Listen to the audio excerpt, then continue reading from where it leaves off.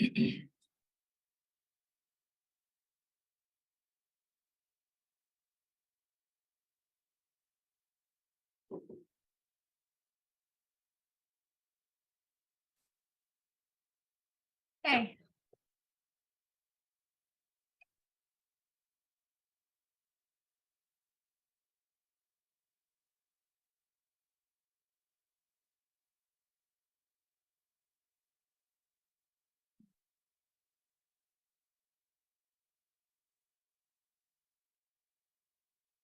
We can hear everything you say even before, once people are in, like me, before the recording is started.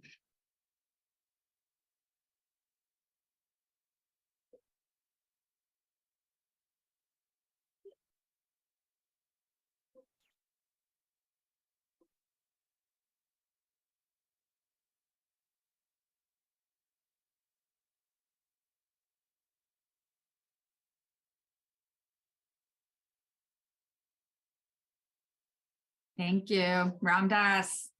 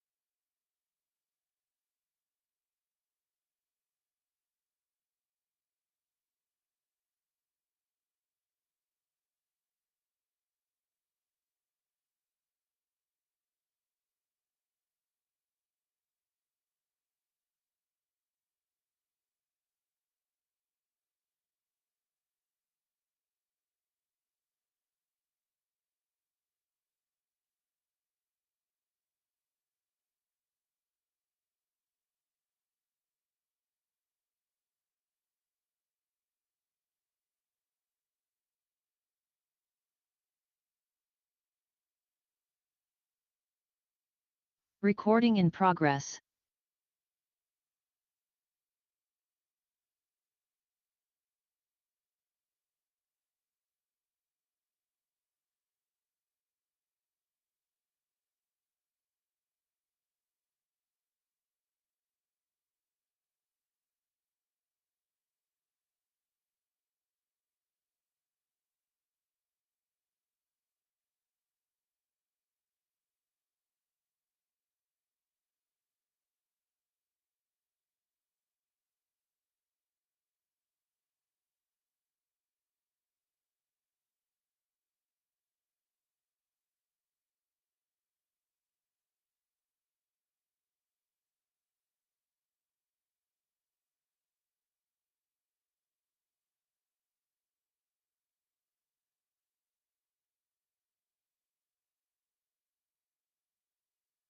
This is the March 23rd special meeting of the Northampton School Committee. I'm Mayor Gina Louise Farah, and I'll be presiding.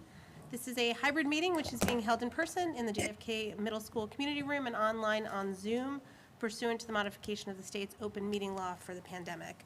This meeting and all participating in person and on Zoom will be audio and video recorded. Annie, will you please call the roll? Mayor Shara? Present. Member Robbins? Present. Member Gazy? Present. Member Seraphy Cox? Present. Member Stein? Present. Member Levy? Present. Member Miller? Present. Member Goldman? Present. Member Agna? Present.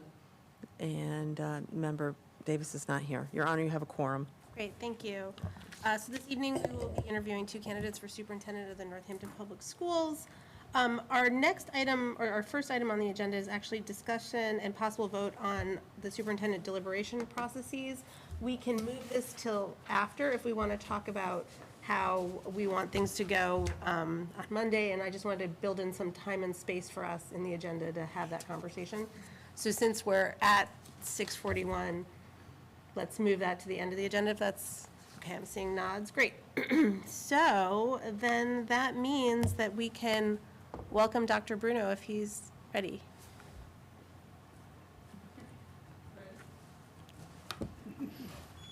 Does she know she can just go that way? Library, or maybe no longer in the library. Oh, because I think, yeah, I think the listening session. Looks like he's in the art class. He's in the quiet room. Oh, that's what's in the library. Do we have to talk about Bruno? Everyone wants to shake my hand. I see you. I know you're over there. Hi. Nice to meet you. John. Nice to meet you. Mike. Nice to meet you. John. Nice to meet you. And Meg, hi. Nice to meet you. Thanks so much for being here. Julie, it's good to see you again. Nice to see you again. Thank you. See you again. Nice to see you again. Hi, John. Good. I'm Holly. Nice to meet you. Nice to meet you too. Margaret Miller. Nice to see you. He's gonna fist bump you.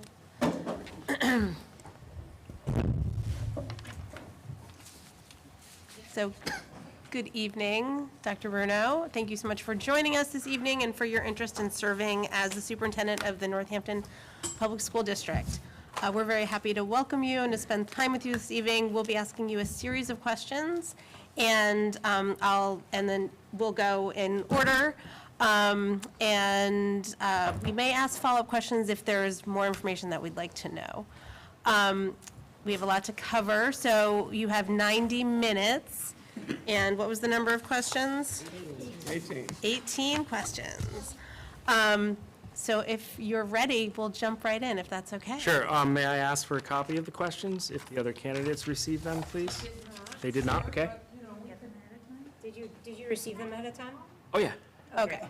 Yeah. I mean, I can open them. I just. Mayor, may I say hello also?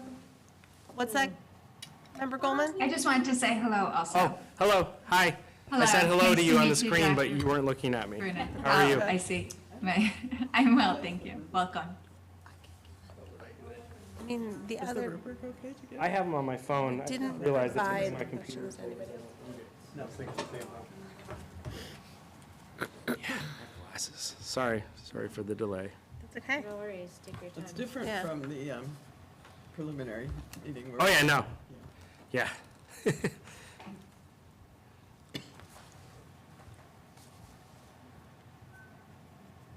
lost the schedule. Here it is. All right, we're good. Okay, great.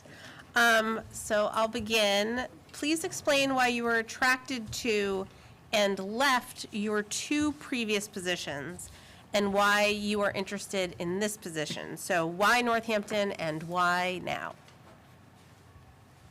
So I'll start why I left my last two positions. I started teaching in Boston Public Schools. Some people call it a second career. I call it a first career because what I was doing previously, a lot of people wouldn't consider a career. But anyways, I did. I was a bicycle messenger for a decade in Boston. Finished my undergraduate studies finally after a 10-year break in my early 30s and 30, and decided that I would go back to what I wanted to do and wrote an essay about with one of my teachers down the hall in this building, be a teacher. And I'd always wanted to be a history teacher, and I said, okay, but where is the most need? And the most need was in special education, so I took a job, applied for it and took a job in special education with no intention to leave special education like many people who took jobs in special education at the time. So I taught in Boston Public Schools as a special education teacher for 12 years. I taught at one high school for 10 of those 12 years. And actually, sorry, I taught there for 12 years. And then I taught for a couple of years at a K-8 school because I wanted to see why everyone was complaining about what people were doing in K-8 schools that made high school kids so difficult. So I went down there to find out. And they weren't doing anything wrong. So I don't know what we were complaining about. I wasn't complaining as a high school teacher. But anyways, my family and I decided that we wanted to leave the city and enjoy rural life. Part of that was also understanding rural life and working to help those communities become stronger and build their education. So I took a job in very rural Northwest Connecticut, and that is the last job before this one, so if we're keeping track. And I was a special education teacher there, and I enjoyed it very much. It was a very eye-opening experience. And I had the chance to take over a intellectually disabled program for my colleague who was completely burnt out and needed to get out, not of the school, but just get out of that program. She had been in it for too long. And so I volunteered to lead the program. And it was also an amazing experience. I had worked with children like that in Boston Public Schools, but never had one group all to myself like that before. So that was really, really cool. I really enjoyed it. I did a lot with those kids. I connected them with their community. I connected them with the school. I got them into more inclusionary setting, so they were only with me, some of them only for a brief moment in the day, checking in and then going back out into the regular, the general milieu of the school. My boss and I butted heads, and he transferred me to another school. And then around that same time, this job that I'm in now opened up. So I applied to the job, and I received it and took it. And that's the job that I'm in now, which is the Director of Learning and Teaching in Berkshire Hills. While I was at Connecticut, and right while I transitioned into Berkshire Hills, I was also a school committee member in the town that I lived in Massachusetts, in a 5-town regional district. I became the vice chair and served on many committees and really sort of helped, not by myself, but with a group, because it always takes a team, helped sort of transform that school committee and that school district's area needs areas of improvement or, opportunities for growth. And we did a lot there for them. And when I took this position, it was just too much to do all 3 things, raising a family and that. So I resigned from that committee to focus on my current job and my family. Why Northampton? As I indicated, I'm from Northampton. I was born and raised here. I went to schools in Northampton Public Schools for 11 years. I had the joy of visiting all 3 schools that I went to today: Bridge Street, 4 schools: Bridge Street, Ryan Road, JFK, and the high school. It was a weird experience, but fun, and I really enjoyed meeting the people today. So we weren't, let's just say, my family and I decided that the Berkshires weren't really for us. We weren't really enjoying our work. It was great. It was more of enjoying just the whole thing. And my wife has always wanted to live here, so we decided now is the time. I saw this job, I applied to it. So that's why Northampton, why now, and where I've been.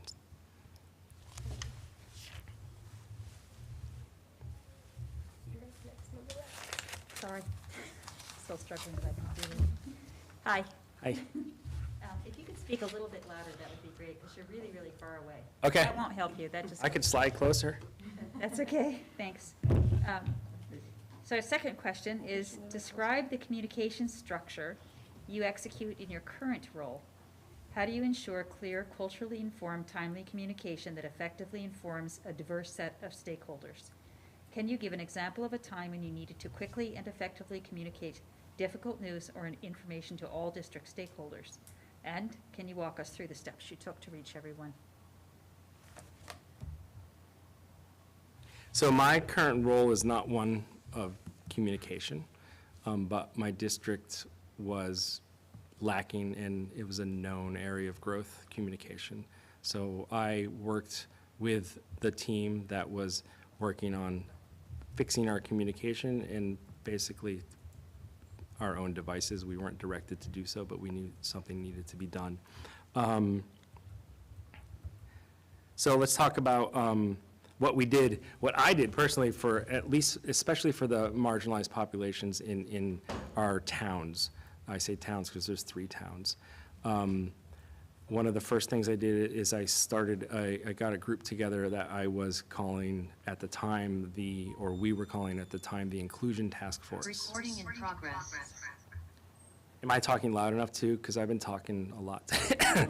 I don't think my teacher voice is in here at this hour right now. Sorry.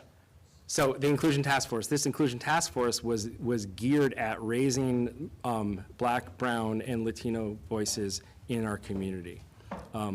Folks who had repeatedly told the district that they were not being heard and not being listened to.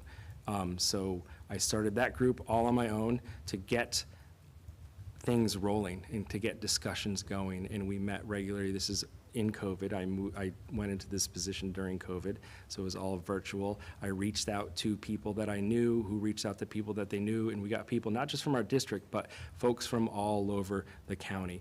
We had a member from the DA's office there, members from the NAACP there.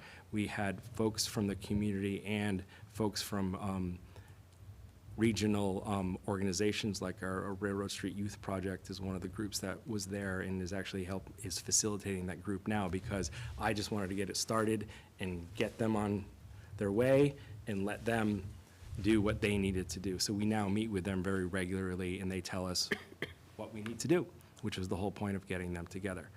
So that's sort of that raising the marginalized voices piece. Also, in that vein, I figured out how to get money to hire a family liaison, which we had never had before. So we had a partnership with a local group called Volunteers in Medicine, who provided us with a part-time employee to be our family liaison, who was also a parent in the district and a Latinx parent in the district. And she was focused on her goal for her first 2 years was to focus on our L population, which was burgeoning. Or even exploding. So she helped us to design and implement community meetings in all the schools where all families were invited. We had people who would drive families to the schools. Our schools were not right in the community. They were sort of in between all the communities. You had to drive to get there. So we would give them rides there. And we also provided interpretation for those meetings. And it was just a way for those folks particularly to get to know the district, understand what life was like here and the procedures of the district, and communicate clearly to them what is requested of families and caregivers and what we can provide, and explain the offer the services that were available to their children. And we continue to do that now, and we have pretty good attendance at those events that happen regularly, much better than I think it had ever been before. The first one we had, there was about 100 people there, which was probably 80 in any previous one. So she did an amazing job, and I just got the team together. She did all the work. I just want to make sure I get all of the points of the multi-point questions that you have for me tonight. So it's not just them, right? So then there's the privileged families, who are the ones you generally hear from, right? The ones who have the ability and the time to reach out and complain or send messages to folks. I met with them too. They weren't left out. We met with them. We were in the midst, we were rolling out a whole new way of being that was focused on diversity, equity, and inclusion, and rolling out proficiency-based learning system. And I wrote a large white paper on this and shared it with the community for feedback, and we had multiple community meetings. We had focus groups on it, and got a lot of feedback. And, most of the folks that showed up to those meetings were the privileged folks, so we had to talk to them. We've talked to everyone. It's our job. And we were able to allay their fears and keep those families in the district. So those are 3 ways that I've worked on communication in my current role. I think that was, sorry. Member Gazy. What criteria and process do you use when developing the district budget proposal? And how do you envision the relationship between policymaking and the budget process? Whose input do you solicit in developing the budget? Could you share some strategies you've used to successfully ensure equity in creation and implementation of a budget? Great.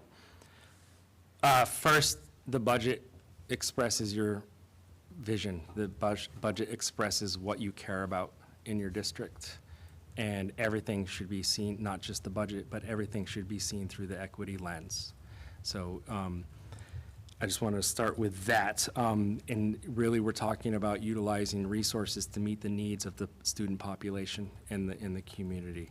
So the budget there's many steps at looking at a budget. One of the ways that we do it now that I enjoy is that we start the process, sorry, my screen went out. Both on the school committee, I did this, and as a teacher, I've done this, and in my current role. We start the process early. We communicate the process early. The process really starts in August. It's a full year process. And by October, we're meeting with groups and sharing information, and the principals share sort of 2 budgets. My ideal budget, this is the lowest I can go budget. And we figure a way out to meet their needs. A lot of what I do is procuring money to meet their needs through grants and other funding sources. So there's a lot of work that goes into that process. But everything, looking through the equity lens, you have to make sure that what you're spending money on is accessible to all students and meets needs of all students and gives the ability for every student to succeed, and also provides the supports and the training that your staff need. So it's a very sort of difficult process. It takes a long time, and soliciting input, again, community meetings, focus groups. One of the great things that we did as I was a school committee member is we started meeting regularly with the 5 towns. So 5 towns started with just the finance committees from those towns, and then we asked them to be there, and then we invited anyone else who wanted to come. So select board members would come, and we'd have, at that time, we were doing monthly meetings where we would have a big group of people larger than this talking about the budget and what we're going to do, what we need to do, what you can do, how you think your town's going to be able to handle this, what can you do, help us out with, do you have any resources we could use, and working together for the students, because that's our job.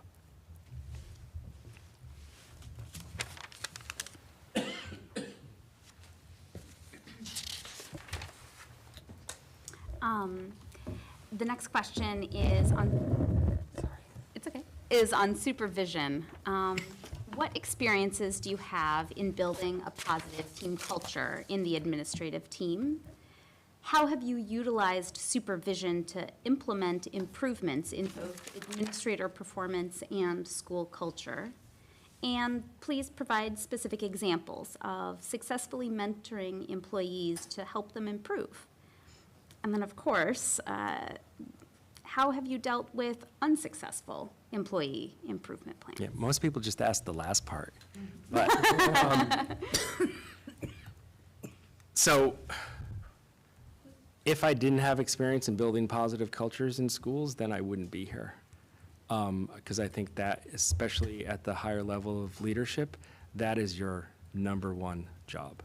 Building teams, building positive, not like-minded, but teams that will work together to the goal of improving student outcomes. Pre-existing dynamics. Again, listening to learn, understanding what those dynamics are, what's the cause of the dynamics, and trying to find a way to meet together and work together for student outcomes. So I've done this. When I got to my current job, it was a very disjointed, bless you, team. I brought them together. I set up a separate meeting for all of us to meet together, the building level admin team. And we, like, what do you need? Basically, I'd open the meeting, we do our little CRAN, and which is like connections, reflections, agenda, and norms. And then I would just say, what do you need? And they would just barrage me with stuff, and we'd have discussions, and I'd work out solutions to their problems. And then I'd bring those solutions to the superintendent and say, this is what we need. And then we'd have a meeting the next day or the day after, I can't remember which it was, because we've actually changed the structure of the meeting where we all meet together and do that now. And then we would get things done, and they would get what they need, and we would work together. The other thing I've done with building teams is I started a summer retreat where we would go away to, not far from here, Stump Sprouts, and was the last place that we went, but in that area, Shelburne Falls area, and hang out together for 3 days, do some team building activities, go on hikes. We went whitewater rafting, and that was a portion of the day. Most of the day was work. We had work sessions where, you know, we do everything on our computers because we're trying to be fairly paperless. So we wouldn't, like, you weren't allowed to go, no email, no distractions. It was like just the work session. Everyone's on the document we're working on together, and we would plan out the year. We'd already planned out the year, but we would fine tune the planning for the year, and we'd get our schedules done, and we would figure out what's going to happen for the entire year together as a team. And then we go have dinner and have some beers, sit by the fire, and hang out and get to know each other and build relationships. Because if you don't have relationships, then you don't have a team. Let's see what else. There was other parts of the question. Mentoring employees, I run the mentoring program for my district. Again, a lot of things that I entered into were either non-existent or poorly done, and not from the fault of the person before me. It's just there was a constant change in my position for a long time, and not by choice. Sometimes some people had to move into another position in the district because that one emptied out. So I changed the mentoring program. The mentoring program was like, here are the rules, here's what you need to do, okay, you got any questions, blah, blah, blah. My mentoring program is, we have a book that we read together, we share most of our time, and it's each chapter for the month, and it's called Mentoring in Action. And we hang out, build relationships, talk, we do the CRAN, every meeting we do CRAN, and then we have a little work session, because they need time to work together, because they don't get time in their day to do that. So I would schedule the meeting where we would have like a half an hour of working together, and then they'd have a half an hour work session, then we get back together, share out, and that was it. And that was mentoring, building relationships with one another and building a trusting environment where we could all reach out to each other when we needed assistance. And you might have talked to one person who mentioned that a bunch today, but I think it works really well, and I'm really glad that I was able to find the source of that program and utilize that in our school, because I think it works really well. And I've had teachers who were just, angry all the time, who are laughing and smiling at the end of our meetings and just building collegiality. The person who wasn't doing so well. So Massachusetts evaluation system, I like, because it's a collaborative system and it's built on setting your own goals and having your supervisor support you towards those goals. So it's really easy to help people improve in school systems, because they get to choose their goals and you get to help them meet their goals, which is sort of what I was talking about with the admin before. Like, we shouldn't be dictating teachers' goals. They should be self-reflective and aware of what areas they need to improve, and we should help them to do that. So I've dealt with unsuccessful employees, but I haven't, I've mentored them. I've helped them express their issues, their fears, usually is what it is, and help them be better humans and better teachers. Without any punitive measures whatsoever. Thank you.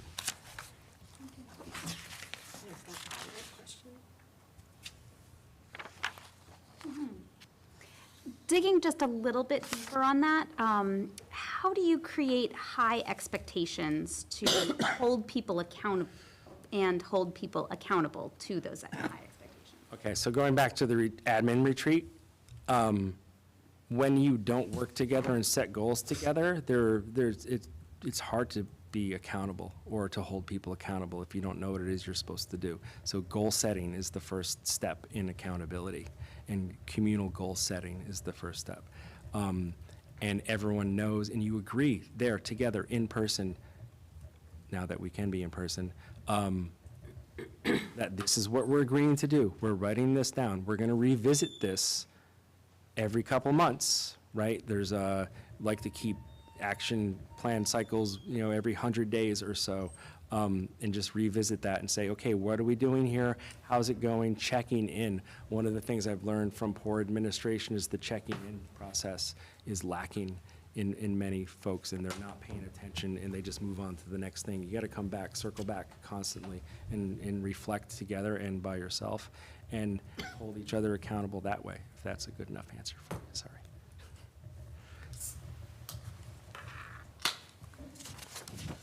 Okay. This is a curriculum question.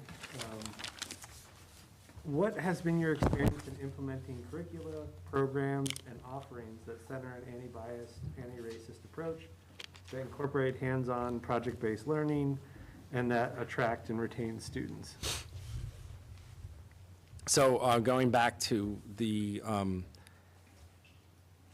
family engagement piece, I sort of talked about it very briefly. We were rolling out a whole new sort of way of being almost at our schools. And it was, if you think about, it was used today in one of my meetings, but the umbrella of what you're doing as a school. What is your vision? What is your, what is happening here? And everything needs to fall within that umbrella. That umbrella is diversity, equity, inclusion, and belonging. So one of the ways that you can meet students' needs in a very equitable way is to, and some people might yell when I say this, but de-level, create heterogeneous groupings, which involve a lot of resources and a lot of planning and a lot of human capital. So we were doing that. Proficiency-based learning or competency-based learning is what we were doing. So that's centered. The lens, always the lens, is equity.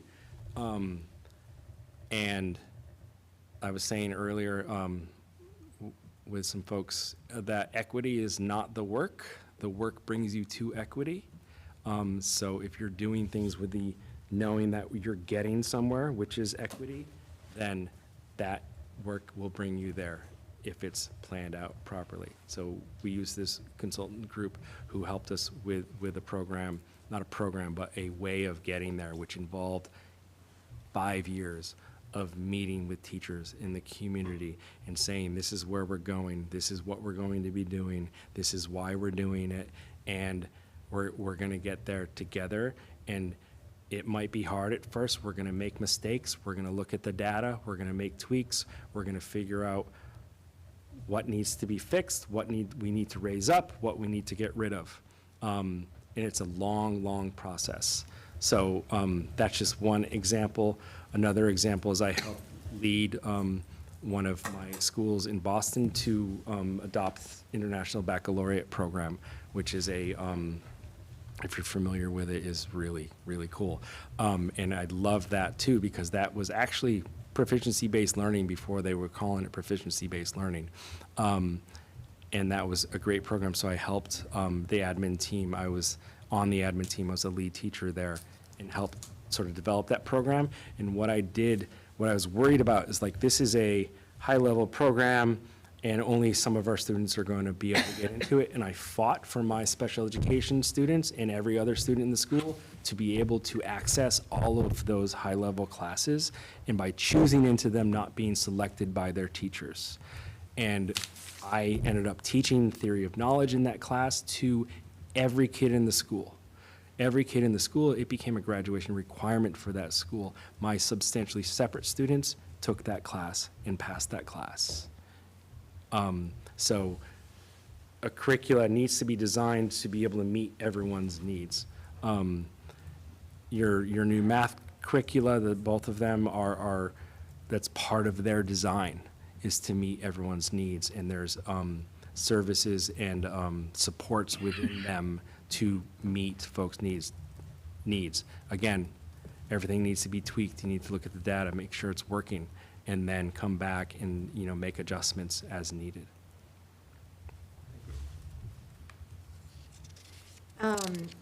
This is actually a bit of a follow-up to what you've just talked about. Thinking about those heterogeneous classrooms. There's been a lot of discussion, particularly in our district, but certainly elsewhere, about the role of honors, embedded honors, standard-based grading, and advanced courses in considering issues of educational equity. How do you approach curricular decisions that center equity and ensure all students are appropriately challenged and engaged, and teachers are effectively supported and trained in meeting those needs? And how have you supported administrators in navigating the complexity of implementing the rollout of all kinds of curricula that may not be embraced by all of the faculty? I love how all your questions are so short. We do too. Yes. So again, all decisions must be seen through an equity lens, right? I'll keep saying that, I'm sure, over and over, because I do. If you ask my colleagues, and those of you that were able to talk to my colleagues today, you probably heard them say that. I hope you would have at least. So let me go back to the beginning, sorry. So you look at data, right? This is what we're doing now. Looking at data, seeing who is accessing certain things in your school, who's accessing certain classes, who's accessing levels. Part of what we did and why we did is we looked at the data and saw that, okay, there's this group of kids who are getting honors courses, and bring it back down to this one teacher was essentially selecting children who, not that they were doing a bad job, they were doing a great job, right? But they were the ones who were the gatekeeper for that program in 8th grade, transitioning into 9th grade. So that one teacher had all of that weight on their shoulders to select for honors, because if you pick the way the schedule worked, kid gets one honors class, they're pretty much going to get all honors classes. So we looked at that, we discovered that, we said, okay, this needs to change. But how are those kids who want to do higher level work going to do higher level work, right? So you build the skills when the teachers, you provide a lot of what we're doing this year right now is providing professional development on as a special education teacher, losing this word, I'm going to hurt myself.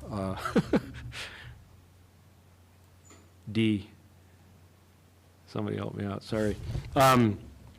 So diversifying the way that you're teaching, oh my God, I can't believe it. Differentiate, oh my God. Oh, I'm a horrible long person. day, it's okay. Differentiating the classroom, right? Because they have heterogeneous classrooms, they're going to need to learn how to differentiate. And why did we do that? Because they said this is what we need. So we developed PD plans for most of this year at the high school, especially. They're learning how to differentiate the classroom, and they're not learning from us. We're not telling them what to do. We brought in experts to help them. We brought in people they were familiar with in the region. We got CES to come and help us out in many levels, and we brought in folks, and we now have teachers who are leading this effort too. So, it was a lot of work in developing the teachers' efficacy to do this.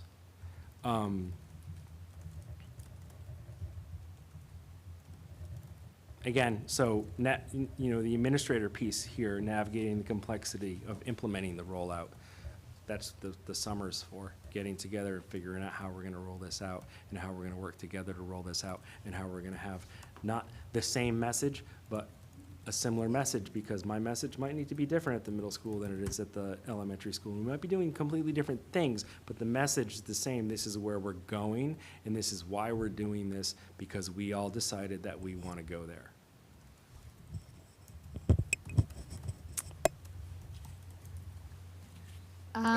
So, what has your experience been supporting students during the ongoing pandemic?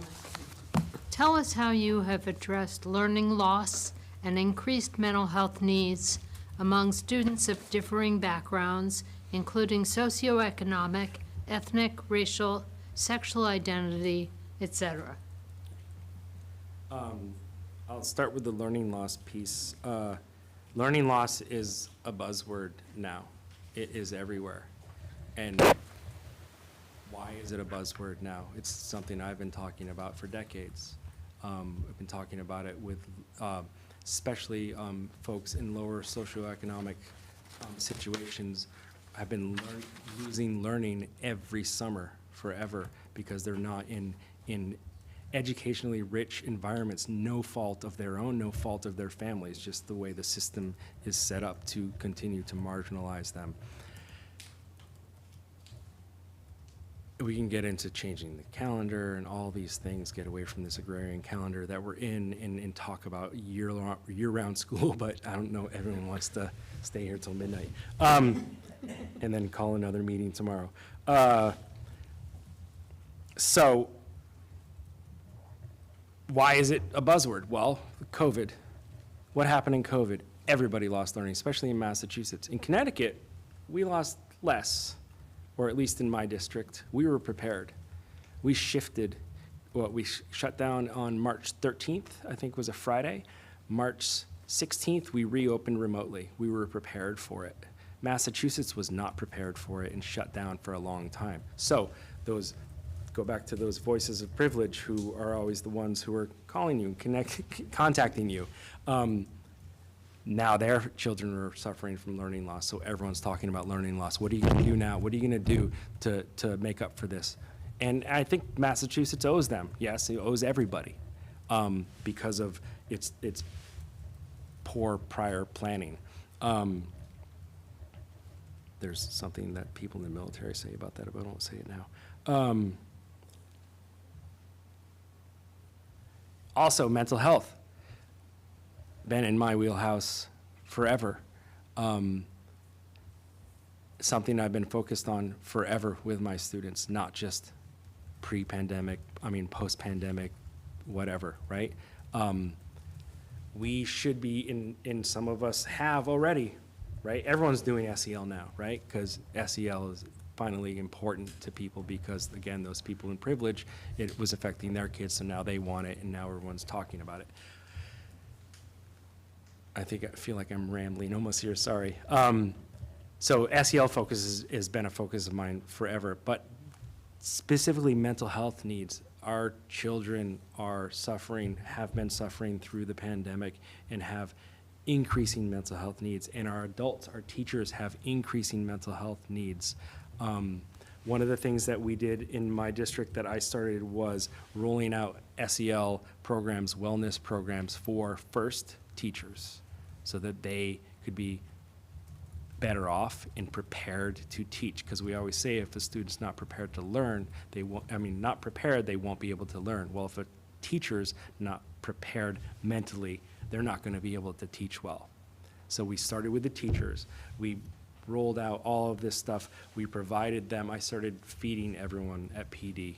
We have multiple PD days and half days, and there's always food. I started a Wednesday salon when we were still in remote, and teachers were able to just chime in and start talking to each other and presenting things to each other. So it was a lot of stuff going on there. So the learning loss piece is first, I think we need to prepare students to be able to learn. And that's the mental health piece. There's a reason this question has both of these parts in it. We need to meet the students' mental health, social, emotional needs, or they're not going to be ready to learn. And if we can create an environment that is rich in supports and destigmatizes mental health, then students will be able to learn, and they will learn quickly and will lose the learning gap or learning loss. It's going to take some time for us to catch up. But those of us that have been doing that work, especially those of us that have been doing that work before the pandemic, our students are catching up faster. Time check. Time check, 7:21. So we started at 6:40. Sorry, my brain is a little fried too, talking to everybody in your district today. Question 8, oh my God, So I'll talk that's faster, sorry. 20 That's 40 minutes. We have 90 minutes, so we have 50 minutes left, and we have 10 questions.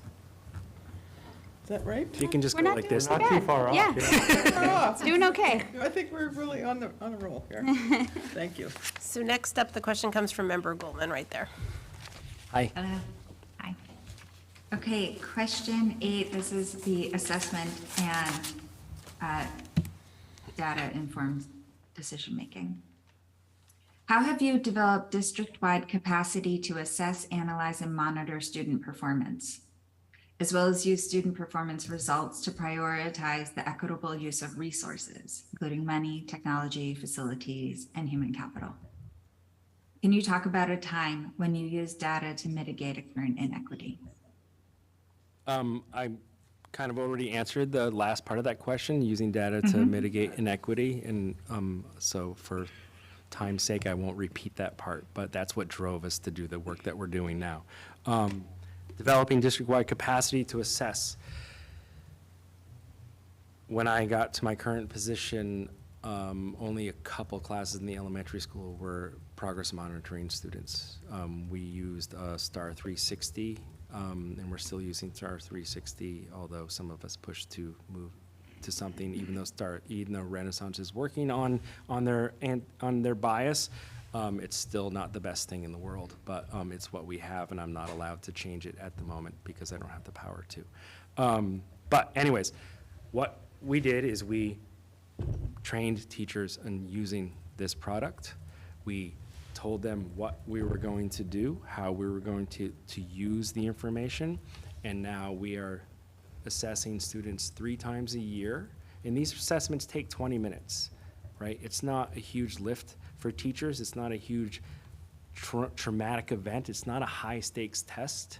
It is just a progress monitoring tool so teachers can use the data the purpose is to affect their instruction for the students. So as we look at the data in data teams, we look for evidence of need, and we then change our practices to meet their need. Or if the need, and then monitor that. If the need is not being met, then we move to intervention and do more targeted work with those students.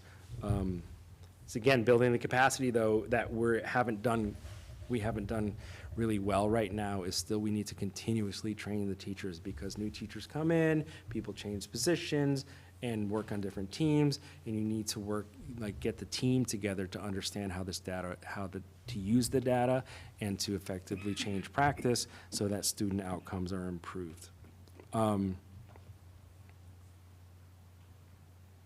again, and then from that, you can see where are the needs in the school, and then you can target the funds and the resources to those areas of need. We're constantly switching around support personnel. Can't really switch around teachers because that's not a really good idea for students to change their teacher mid-year. But we're moving support personnel, bringing in interventionists into the classroom. We're still working on that, but interventionists, and even bringing in tier 3 supports into the classroom. So what we're doing with the progress monitoring tools is saying, okay, what tier 1 pieces are missing? What can we all bring in, decide to bring in and work on together to bring into the classroom? And then we'll continue to progress monitor and see what tier 2 support we can bring in to meet the needs of those students. And that's kind of where we are now, and we're working on what we're gonna do with tier 3. Because, you know, the multi-tiered system of support works for students. When you have solid, robust tier 1, what happens? You get less identification for special education, and you reduce your budget, right? But that requires training, and that requires teachers to feel efficacious in delivering those tier 1 supports, and it also involves support personnel collaborating with the teachers and helping the teachers to do that. Thank you, Dr. Bruno. Thank you. I have Appreciate a bit of a follow-up for this question that kind of shifts it to the state piece. How have you balanced the state requirements for one-size-fits-all student assessment with more asset-based and proactive district asset goals? So your answer touches on this, but yeah, Yep. just bringing in the state piece. Thank you. We're one of 7 states in the country that still requires a assessment for graduation. And I hope my friends at DESE aren't listening. Why do we do that? Because we're the heart of the assessment world, Boston, Massachusetts. I worked my school is across the street from Pearson. I know why we're doing it. It's not good. My district actually got rid of MCAS, and they got in a lot of trouble and were told they were going to get shut down if they didn't bring it back. So high stakes standardized testing is a traumatic event, I believe, for students, and it should be done away with, but I don't have the power to do that. So we work with what we have, and we do what we're supposed to do. But we don't make it our goal. We don't do test prep. We don't tell students that this is the biggest thing, you really have to do this. No, we provide them food, calm environment, take this test, and you're done. The student doesn't pass, we work with the student and retest and support the student to get to where they need to go. There was another part of your Yes, question I that's feel like I'm helpful. missing. Okay, Thank thanks. you. Well, I guess the question though is yes, we've all got to do these tests, but then how do you balance them with other assessments that really allow you to collect more asset-based data? I mean, you Right, talked so- about the one. Right, so the progress monitoring piece is that, and then part of the sort of proficiency-based learning is developing assessments and rubrics. It's all, and we start with the rubrics so the students know what it is they're supposed to be doing in the first place, and giving continuous feedback, and then developing an assessment, co-developing an assessment in your teams that is going to show that the student has met this point that you've decided, or that you've decided. So, you know, there's standards, right? But there's a thing called power standards, where, you know, you look at standards, there's millions of them, but they're all fall under certain umbrellas, and you see what is going to be the focus area for that group or for that student for the year, and you focus on those. You don't have to meet every single standard. You have to try and meet the power standards. So developing assessments that are not, you know, painful to students. Assess, like when you say a test, pop quiz, right? No, do away with that stuff. And part of that is to sort of hold that as something that is measuring their progress, right? And not a high stakes environment. I don't know if you still do this now, but I remember exams at Northampton High School. I test very well, so it wasn't a problem for me, but a lot of my friends had, like, that was the worst week of their year. It's not fun to have final exams and have the entire year rely on your grade on that one exam. Great. Mine is under the umbrella of engagement. How do you incorporate the perspectives of a wide variety of stakeholders into your decisions? And how do you communicate in ways that demonstrate the ways in which you've heard and incorporated those voices?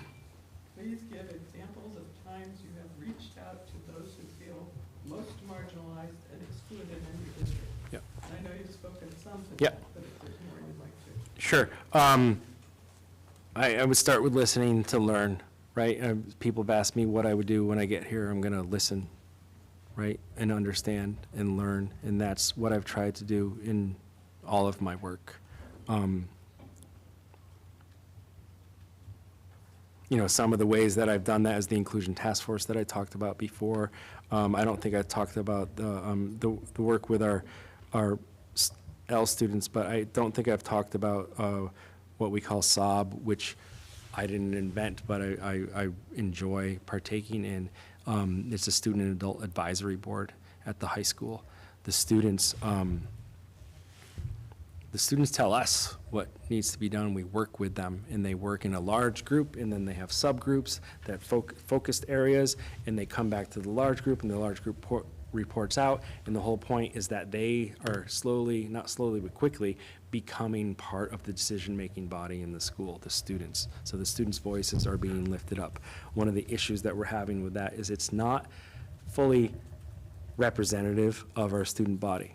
So I've been pushing them to understand that and to think about ways in which they can bring in better representation of their entire student body and lift the marginalized voices up within that. Because they work to lift up the marginalized voices, but they can't be doing the work for them. They need to bring them in and do the work with them. And they're getting there now. We're in social justice practices, we're bringing into all the schools. We're training teachers, we're training students. Students at the high school actually brought it into the high school first, and we supported them. I was on the team that supported them and got them what they needed to do this, and they went and got facilitation training, and they've started their own circle practice that they run, and we hired a facilitator who effectively is there, an adult, to help them, but the students are running these circles. And it's both student and adult. You know, it's not just the students working out their problems, but they're also bringing in adults working out problems together. That's another way that we've worked on this. I'm saying, whoops. Oh, and we're starting affinity groups at the elementary school for students because, I did it again, sorry. They're not high school students, and they can express their own feelings and their own desires, but what they've really expressed to us is they don't feel like they have time together, certain groups of kids. So we're giving them space to be together, not no structure, but you know, they help craft the agenda, they tell us what we're gonna do, and we facilitate. I've always seen myself not as a teacher, but a facilitator of learning. And being an administrator, I'm not a boss. I am a facilitator of learning for adults and children.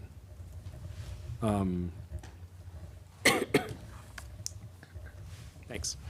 Thank you. So member Aileen Davis is not here this evening, and she sends her regrets. She is actually a teacher in another district, and she has caregiver-teacher meetings this evening. So I'm going to ask her question next. Please tell us about your experiences with collective bargaining on both the management and staff side of the table. How does the superintendent, in collaboration with the school committee, use the collective bargaining process to promote student achievement?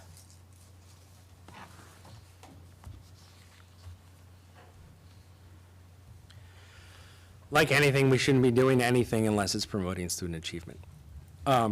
Collective bargaining In particular, I was a school committee member on the collective bargaining subcommittee. I was a union representative and collective bargaining team member. I'm now an administrator, so I've sat on all three sides of the table. Like a stool, you need all three of them to stay up. So I have a lot of experience with that. I don't normally say why am I saying now all of a sudden? So what does the superintendent do with the school committee? The superintendent and the school committee are supposed to work hand in hand, and what is their aim? To improve student outcomes, and to improve the community, because the students are members of the community. It's important to understand that the person who should have been asking this question is a teacher here and a member of the community, and might have has children probably in our schools, right? So they need to be able to live here, and that's about wages. We need to provide livable wages for everybody. All of the six units that exist here should all be being paid fairly, equitably, and a living wage. I noticed from the current contracts that I believe one of those groups is not being paid a living wage. So what should we do about that? I don't know. I mean, I do know what we could do about it, but I'm not going to tell you right now. But again, going back to the budget reflects who you are, reflects the visions of the school, reflects what you want for your students, right? And what's the largest part of the budget? Personnel, right? Because we're a human capital environment, right? And we need to make sure that those people feel welcome, feel belonging, and feel like they are treated fairly. And one way you can do that is to pay them properly. So it's really important. I had some discussions about this today. It's really important that everyone is paid well, especially like bare minimum a living wage. Like the idea of a living wage is like, I don't want to just be living. I want to really, really be able to do what I want to do. And people come from all over the place and have different abilities, and we utilize their abilities to keep the schools running. I worked as a janitor in college. I worked as a secretary in the first school that I worked at when I was a long-term substitute. I have done all sorts of things. My parents are firefighters and firefighter and a nurse. We're public servants, but that doesn't mean we should be paid crap, right? We need to be paid a living wage, and we need to sort of get some parity with how corporate America pays its higher level folks, its degree earning folks, because in corporate America, some of the people behind me that have multiple master's degrees are only making, barely making enough to keep their family in Northampton, will be paid hundreds of thousands of dollars more. So it's not fair. But again, yeah, go back to student achievement. It's all about student achievement. And if you're not feeling supported, you don't feel you belong, then you're not ready to teach, you're not ready to facilitate student learning. So they need to feel that sense of belonging and want to come here and want to be here and want to live here and can afford to live here. Because this is not currently a very affordable city. And a lot of that in a city is working with the city government as well, constantly, and being open and honest and working together to meet your needs and goals.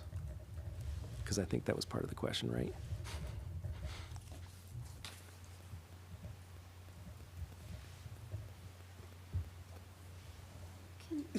Can I? Do a time check again. It's 30 minutes now.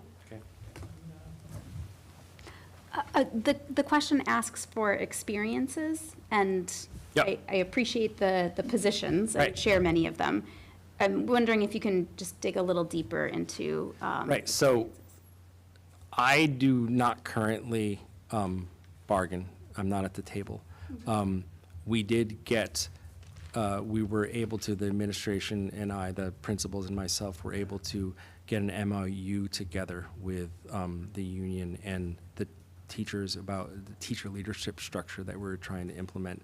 So I was able to finally sit at the table with my current groups, and we sat at the table, we presented sides, we worked to an agreement where we're paying teachers a pretty sizable stipend to be instructional leaders in their schools. So we weren't just asking people like, here's $1,000 stipend, here, do all this work. Like, we worked out the timing and we paid them double what they would have gotten paid if we paid them their hourly rate for the time they were asking them to meet. So that's one example. The other example is we have all been advocating for paraprofessional raises for quite some time, and the school committee has slowly, incrementally raised them by quarters over the last few years. But when I was a school committee member, we just said, nope. What's the minimum living wage here in South County? All right, we're gonna start there and then move up. So, you have to understand the data for your area, for your city, and figure out what works for people. But also, there's I gotta keep the budget from expanding, right? So how am I gonna meet these needs? So you have to keep that in mind. Collective bargaining is an amazing process where folks can actually meet together and decide on how much we're going to do and for how much. But a lot of folks just don't want to meet and argue, and look what's happening in LA right now. And that's all about the paraprofessionals that I was just talking about. So too often, the focus is on the teacher's contract, and the teachers will tell you, too much focus on the teacher's contract. Everybody needs to be getting raises every year because that's what happens in the rest of America, or at least it used to. Is that satisfactory? Yeah, thank you for elaborating. Thank you. Okay, next question is, Northampton students have shared one of their top concerns is bullying and the use of identity-based slurs, especially on buses. We'd like to hear what your short and long-term approach would be to addressing bias in the district and how you would support student agency and voice. Okay. I've talked about student agency and voice, and I'll probably talk about it again. But short term, establish restorative justice practice in your schools. Have the students facilitating circles, train them, train the educators, get everyone on board to understand that restorative justice is not saying that there's no consequences, but it's getting to consequences together and understanding that we have harmed one another and healing. And also, I'd have to look into your data on bullying and provide students and staff with instruction on how to alleviate that. So that's where SEL comes in. If you have really good tier 1 SEL programming, then you can alleviate a lot of those bullying issues because students become humans together and understand the harm that they can do to one another, and because they just, that's what SEL is all about.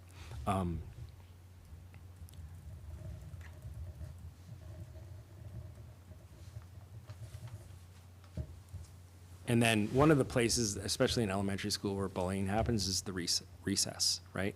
So there are groups that exist today that we're working with. One of them is Safe Play. I can't remember now. They're out of Oakland. And they help develop sort of human structures on the playground, but also physical structures on the playground that limit hiding spots and places where bullying can happen, because bullying doesn't always happen out in the open, which is why some people often don't believe that it's happening because they don't see it.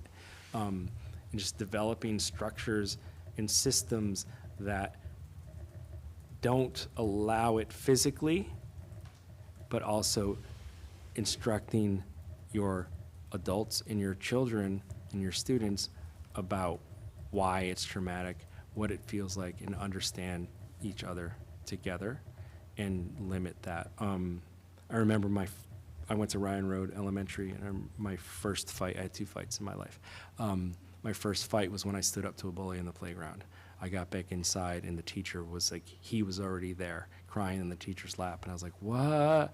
Like, I was the hero, now I'm in trouble, what happened? And anyways, but what she did, we sat down as a group, we talked about it, and everyone was friends at the end, right?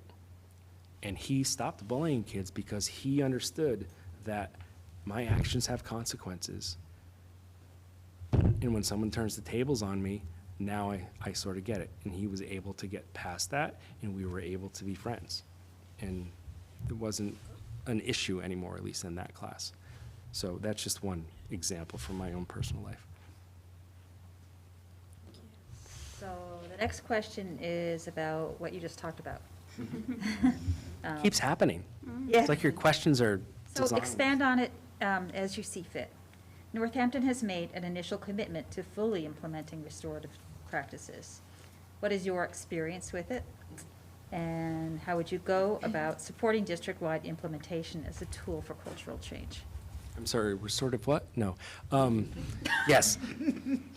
I told you my experience with it. I'll tell you what I didn't tell you. I worked in a school in Boston. It was K-8 school. And that was what we did. Anytime there was a conflict, we would circle up and we would talk about it and we would heal together. So that's restorative practices for me, is healing together and understanding the harm that we can do to one another and try and work out systems that keep us from harming one another. A lot of that often happened on the playground. So what did we do? We had adults in the playground all the time. And they weren't standing there on their phones watching. They were playing with the kids. We were on playground duty, you're playing with the kids. You're showing them how to play properly together. And if you're not playing properly together, then we'd have a circle. And the same worked with adults. If an adult felt harmed by another adult, we would circle up and work on it. So that's one piece that I hadn't talked about yet. And not, thinking about time, I'll stop there unless you have a follow-up. I wondered, I know we are thinking about time, but I would love to just hear your thoughts on what district-wide implementation looks like. Okay, so district-wide implementation, we're training students, paras, teachers, everyone in the district. We have a plan right now. We're rolling out, well, we started it once, and the facilitator that we hired, it did not work out with that facilitator. But we started again, and we're rolling out restorative, just introductory restorative practice training to every adult and student in the district, including the office staff, its central office, the superintendent, and myself. I haven't gone through it yet because I'm letting other people who are working in the schools more regularly get it first. But everyone in the district is going to get that, and then there's going to be levels beyond that of further training. It's going to be continuous training. Everyone needs to be a part of it. That's why I brought up that K-8 school in Boston, because everybody went in. Everyone knew, this is what we do here. If you don't want to do this, you don't belong here. I'm not saying doing that part, but because they were well established already. Thank you. I never know which way I'm going. Oh. So, can you share some examples of how you've gone about building relationships and healing deeply experienced divides? How have you, which way does this go? How have you encouraged a positive school district culture that supports diverse groups of students, administrators, staff, and caregivers to join and stay in the district? Specifically, talk about how you've worked collaboratively with the school committee and school community to make this happen. I forgot to mention my school committee members are involved in restorative practice training as well. So I've talked a lot about this. In everything, it's about relationships, building trust. And if you're not building trust, then you're not going to have good relationships, and schools are going to, or students are going to feel the effects of that. Again with the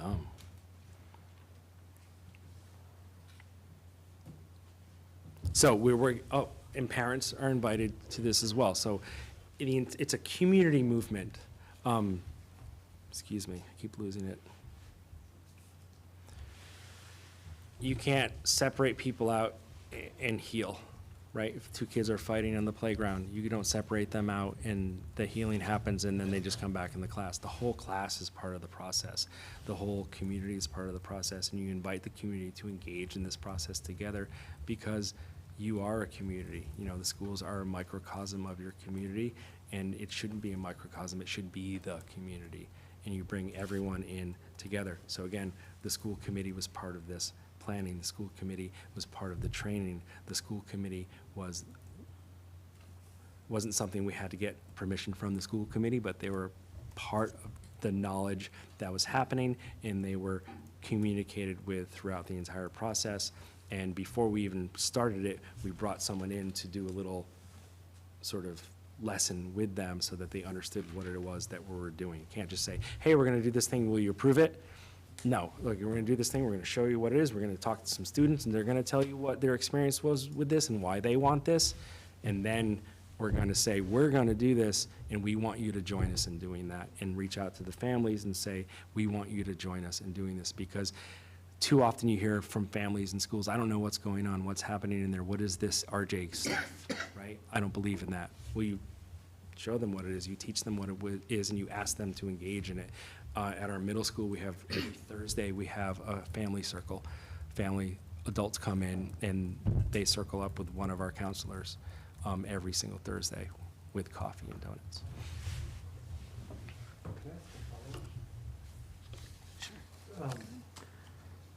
You got to some of this, but I wanted to sort of emphasize one word and one phrase in this question, and you sort of talked about it earlier too, but I'm interested to hear a little more.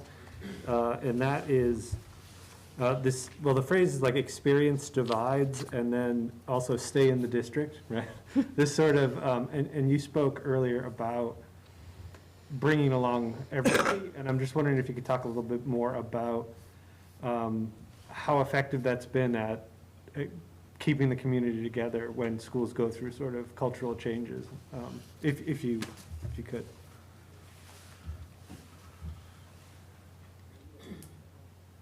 This is question 14? 13. It's a follow-up on 13. A follow-up on Sorry. 13, okay. Emphasizing parts of Get it. 13. Yes, I'm sorry, could you repeat that? sure. I was asking if you could talk more about how you sort of worked across divides in order to make everyone in the community feel like they should stay in the district.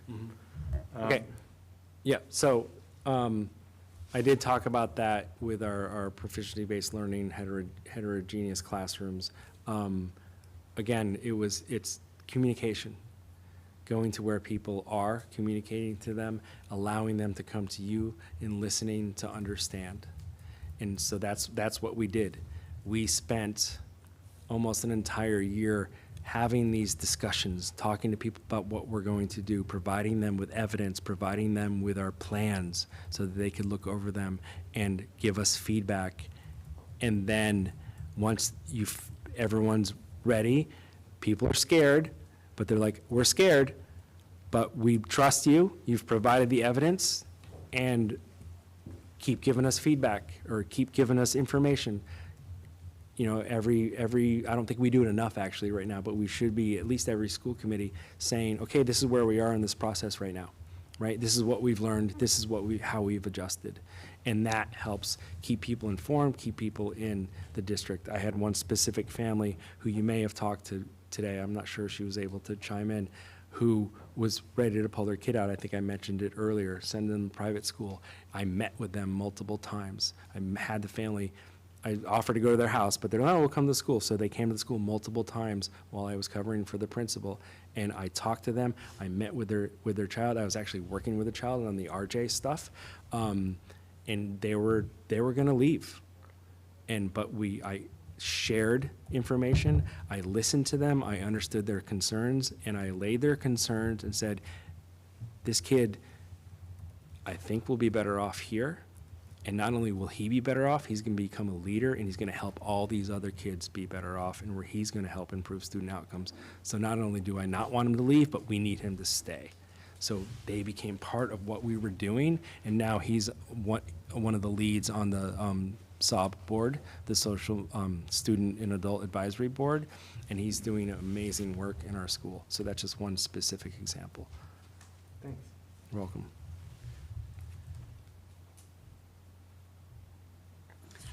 Yes, I was just confused because I don't go after you.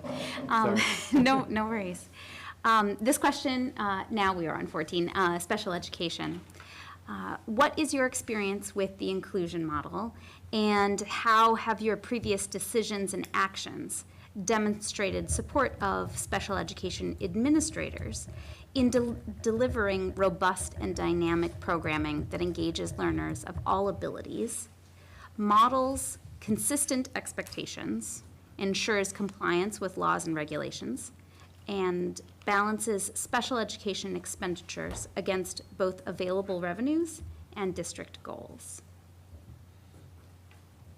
I think I said, and I'm sure you've read I was a special education teacher for 17 years, so this is what I've been doing for a long time. But you're specifically asking about supporting administrators, special education administrators in doing this. So right now, I don't believe she was able to chime in today when some of you met at my district, but I work very closely with our special education director.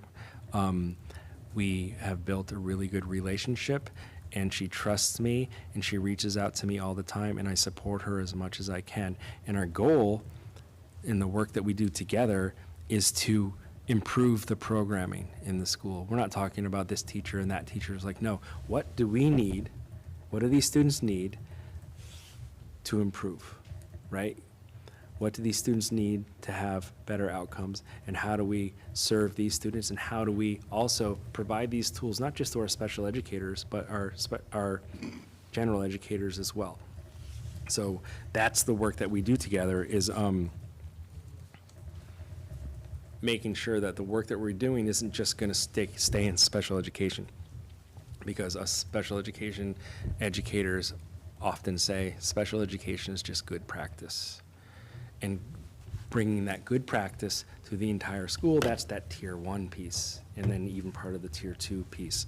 And if it's not dynamic, then no one's gonna want to do it, right? Stop saying will you?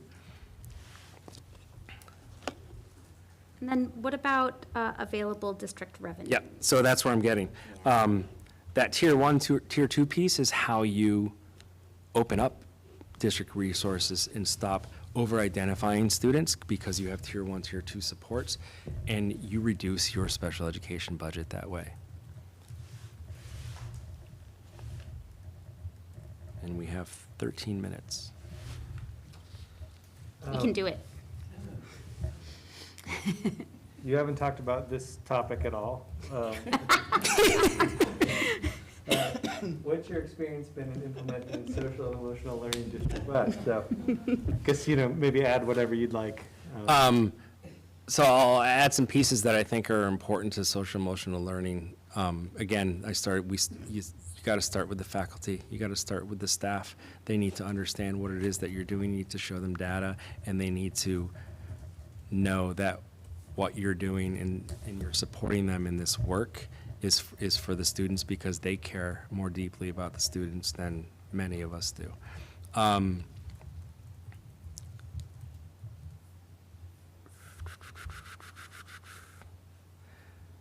One of my former high schools, we rolled out an advisory and a flex system, and I believe they have flex at the high school here now, but the advisory was a time for circles. We weren't calling them circles at the time, but it was basically circle practice.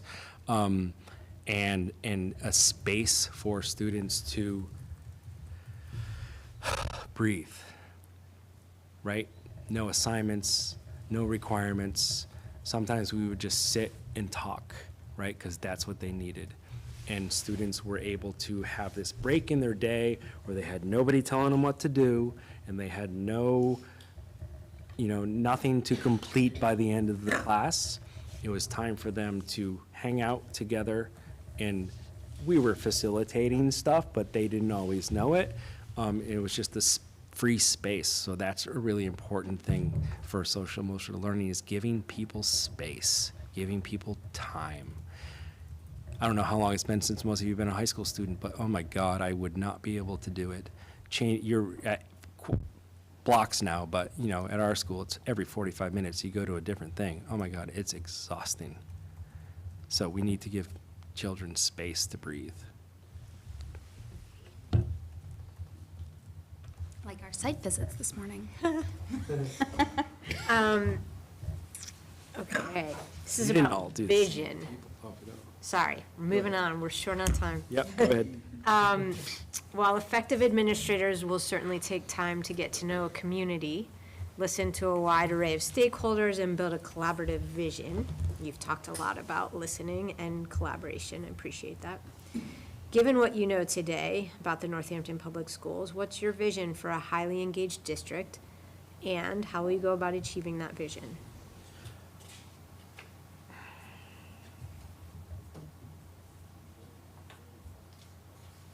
I can't say now because I don't know enough because I haven't had that listening and learning portion yet. But what I can see from my research in my discussions today and in with folks in the community, and I've said multiple times, is building stronger tier 1 supports in the general ed classroom, which will reduce your special education identification numbers, continue to increase your SEL and anti-racist, anti-biased, anti-ableist training for your staff. And I believe most of your staff already completely buy into that and are more than willing to do that work. And building community trust and belonging. Yeah, for time, I'll stop there. Unless Do you have a want to follow-up. say just a few words about how you would achieve some of those things? By doing the work alongside everybody. By providing resources, providing professional development, providing space for these things to happen. And I don't know, I can't answer that question specifically because I don't know what it is that you need or want. So I work with people in Northampton, in the Valley, on that work in our district because those are the folks that we decided we needed, but I don't know what Northampton needs yet. Okay, my turn. This is the last question. Yep. This is about relationship and work with the school committee. What are your strategies for fostering a positive relationship and communicating with the school committee? How do you understand the superintendent's role in contributing to positive relationships between the school committee and community, and school committee and administrative leadership team? How do you engage school committee members, both incoming and existing, to understand and navigate the balance in relationship and roles between the superintendent and the school committee? Another short question. That one's always the best. It's in your question, it's relationships, right? Building relationships, having open dialogue. Now, I can't have open dialogue with more than 5 of you at a time, but we can have open dialogue. We can communicate with one another and learn what it is that we need to do together. And as a former school committee member, I can actually know the process and can help you with that. It's a short question, so I got to read it again, sorry.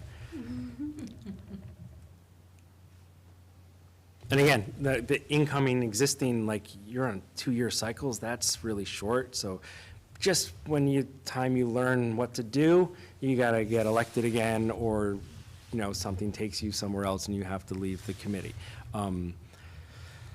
It's a lot of work. That's part of the superintendent's job, is working with the school committee and getting them to work in a positive manner that is focused on students and student outcomes. And again, it's relationship. I've worked on school committees where I did not like some of my fellow members, but that didn't mean I couldn't work with them and trust them and respect them, because I knew that they were focused on children too. Thank you, Dr. Bruno. Thank you. Mayor Shara, could you let me know the time check for this last question? Sure, what do we have? We have 5 more minutes. So we have 6 minutes. 6 minutes, great, thank you. Okay, Dr. Bruno, this is the last question. It is, what questions do you have for us? The shortest one. And I get the least amount of time for my answers. I have a million questions. My question for you, I'll leave it at one, is what is your vision for Northampton Public Schools? And how are you going to articulate that vision? And how are you going to measure the progress towards that vision? And if your vision is not 100% student-centered, then I don't want this job. Member Levy, you did such a great job on Monday articulating the vision that we had as laid out in our criteria. Well, except that this is a different question. It's true. This isn't what's our vision for a superintendent. I mean, they're linked. It's probably the best answer we have right now in 4 minutes. Now you're Well- going to see how we work. I disagree. Oh, I've been watching how you work, don't worry. And you still can. Yeah, yeah, I've been here, I've been over there. Yeah, I mean, This illustrates that the school committee has been in process with developing that vision. So tell me what you envision the superintendent helping you to lead that vision that is yet to be crafted. great. Okay, we can answer that one. So each question that we asked really speaks to an aspect of the vision we have for how a superintendent, we hope, will lead our district and collaborate with the school committee, collaborate with the administrators and the teachers and the caregivers in the community. And so that includes effective communication that is culturally responsive and accessible to a diverse audience, really effective budgeting that allows us to as you've articulated, budget vis-a-vis student success and vision, and that also is creative and visionary given the budget restraints we have. Effective supervision, really helping to bring a vision and model that in a way that inspires our leaders, that holds them accountable to high standards, and that really empowers them to bring their shared vision. An engaging curriculum that hits a lot of the notes you've talked about, that will help us attract and retain a diverse group of students and families, and engage, and educators, thank you, and engage a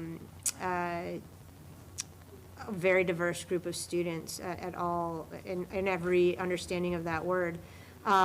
Assessments and data that are creative, that aren't just MCAS, that will allow us to really understand the work that is necessary. Culturally responsive practices with families, that restorative practices that, as you've said, really bring folks together.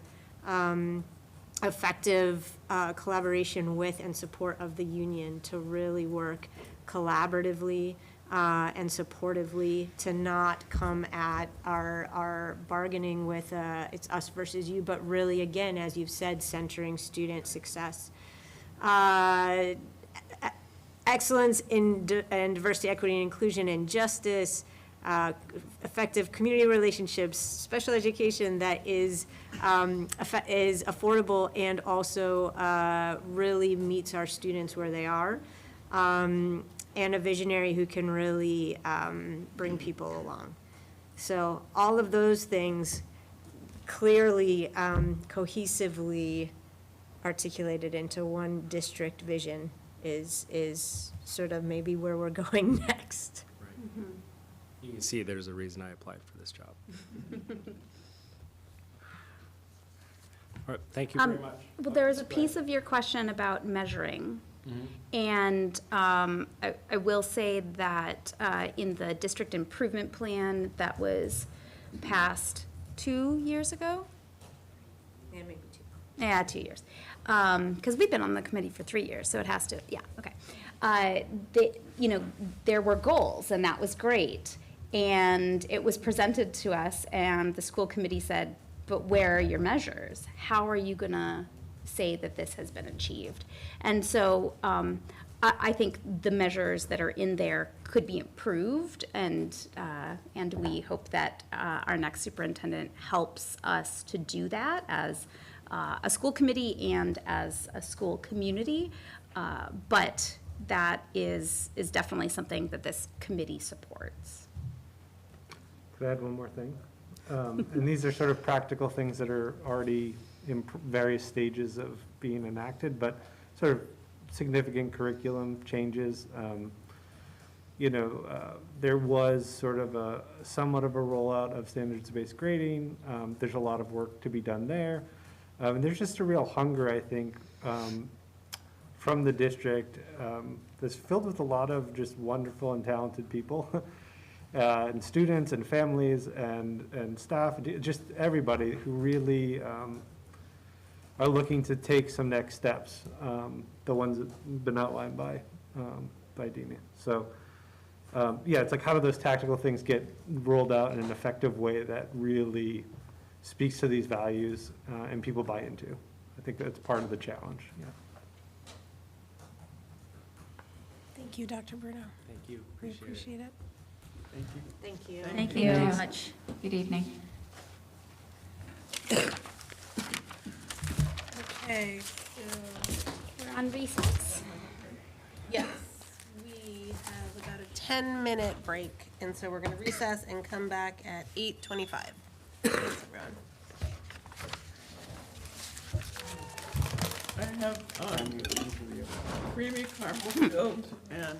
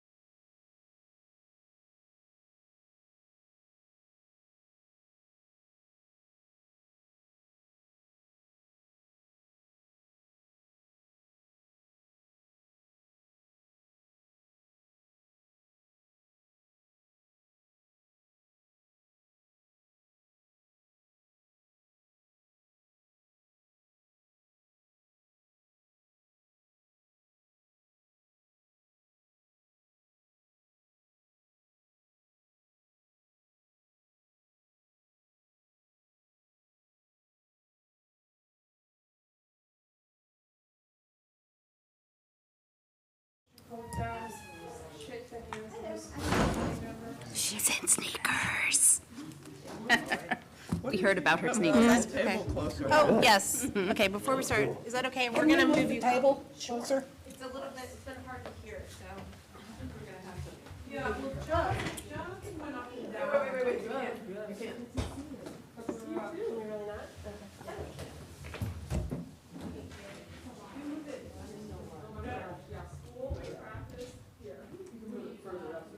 So it's 6 feet, then we get in the, will that be? Okay. Yeah, this should help.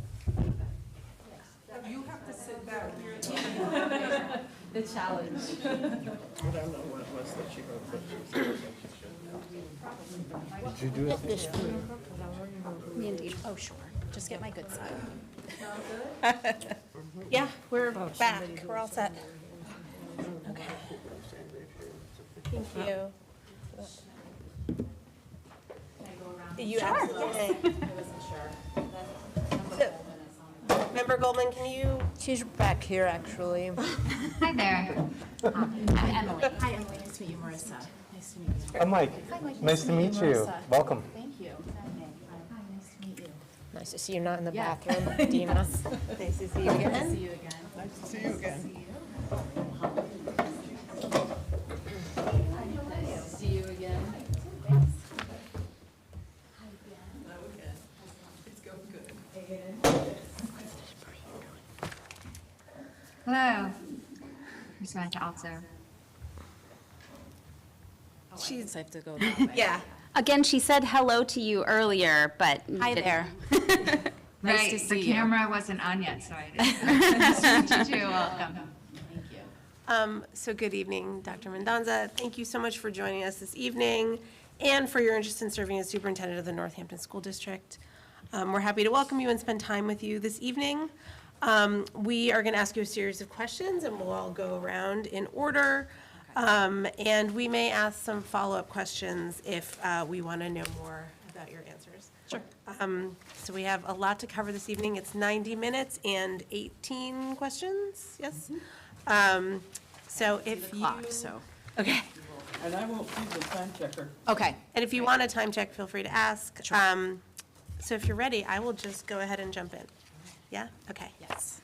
So please explain why you were attracted to and left your two previous positions and why you are interested in this position. So why Northampton, why now?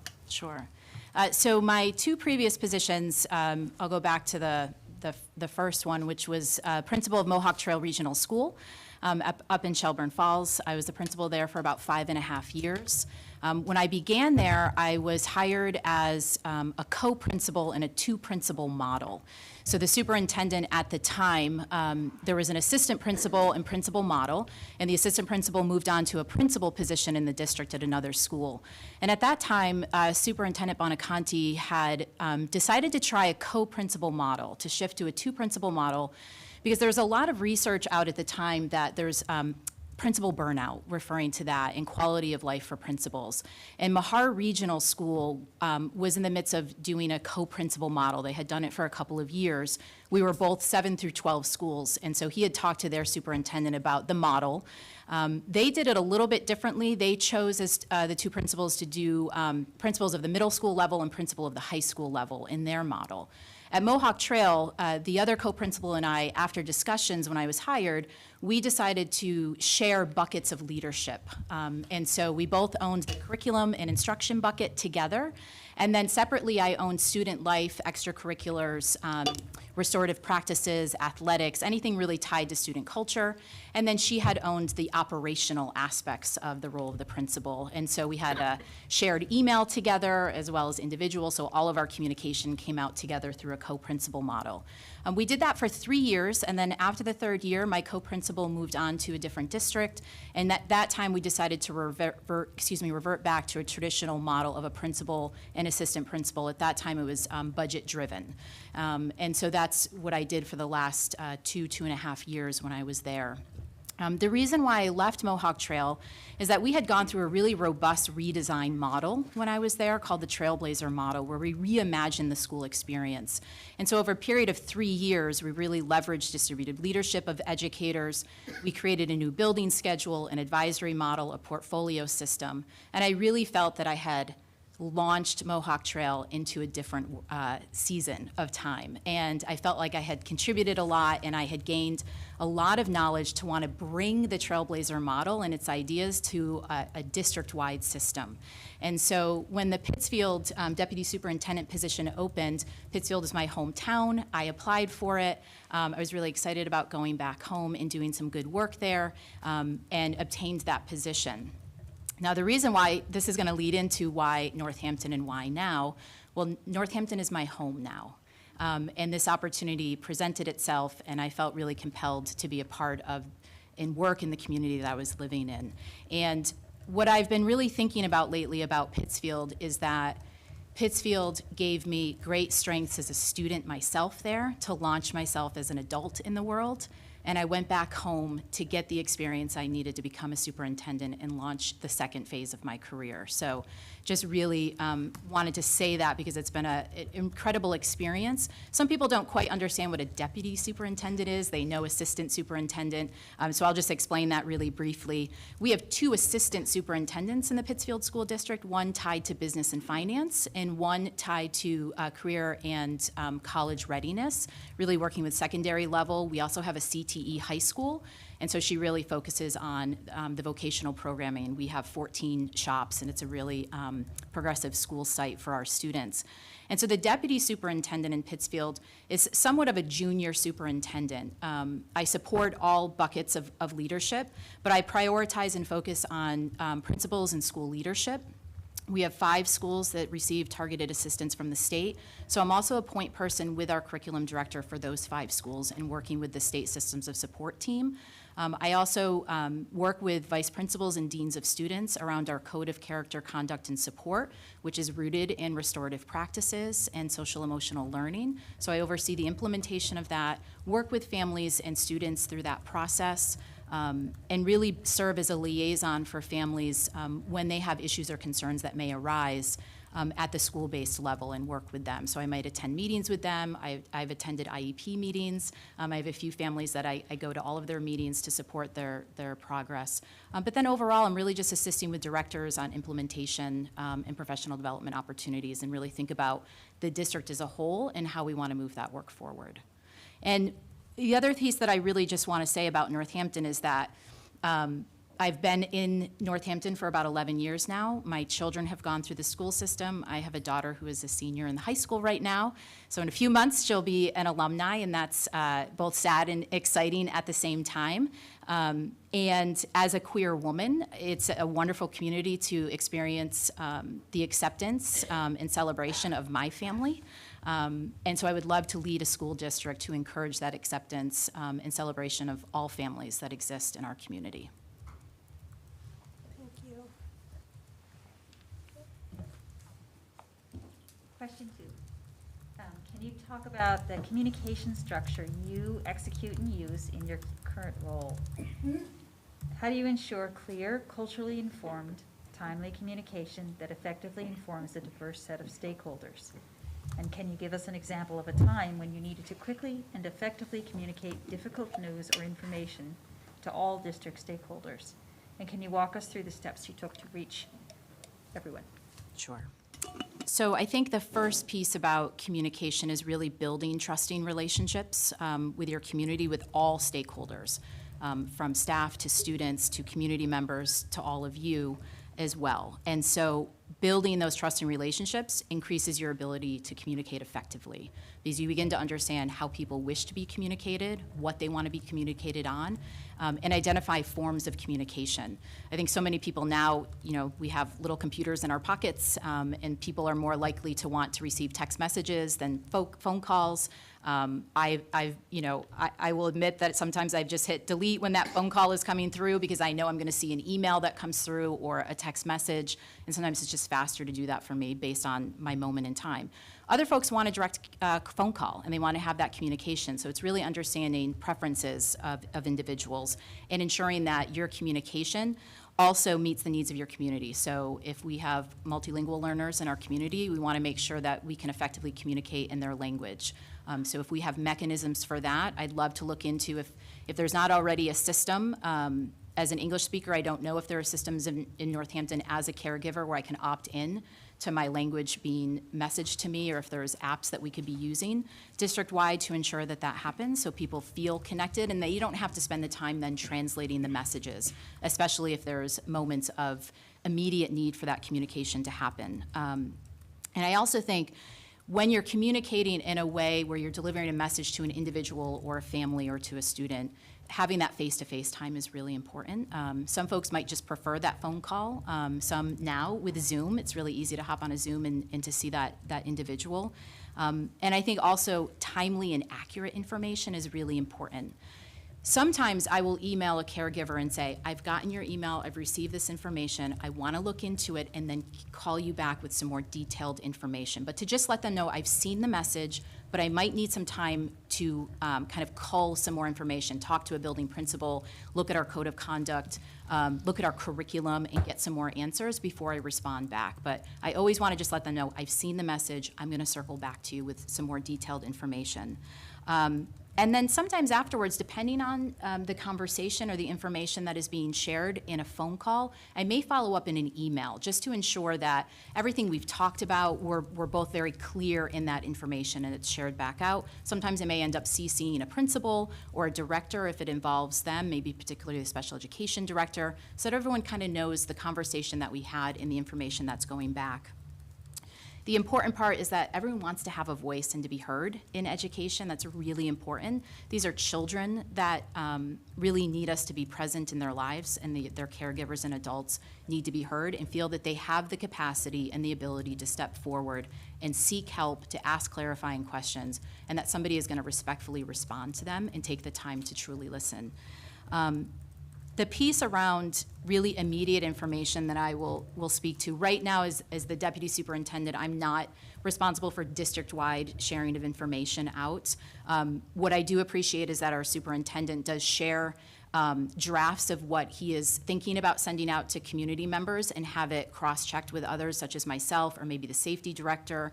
If we had a shelter in place at school for whatever reason and we want to get information out, we're all really clear on that language and we check each other. You know, it's a system of checks and balances. We want to make sure our communication is effective and that it's accurate, and we don't want to just rely on one person to do that alone, and so it's a team effort. When I was in Springfield as a middle school principal, I was sitting in a conference room one day that was on a main road in the city of Springfield. And there was banks across from us and also a housing complex. And I was sitting there in a meeting with the principal, and I think maybe the other assistant principal at the time. And all of a sudden, there were sirens and there were police vehicles storming the space across from us, across the street. I'm talking 15 to 20 vehicles, state troopers, unmarked cars, City of Springfield police. And I'm on my radio and I'm listening to hear we have a school resource officer if anything was going on. And so they just kept coming. I thought maybe there was a robbery at the bank that had happened before, but it seemed like an awful lot of cars that were responding.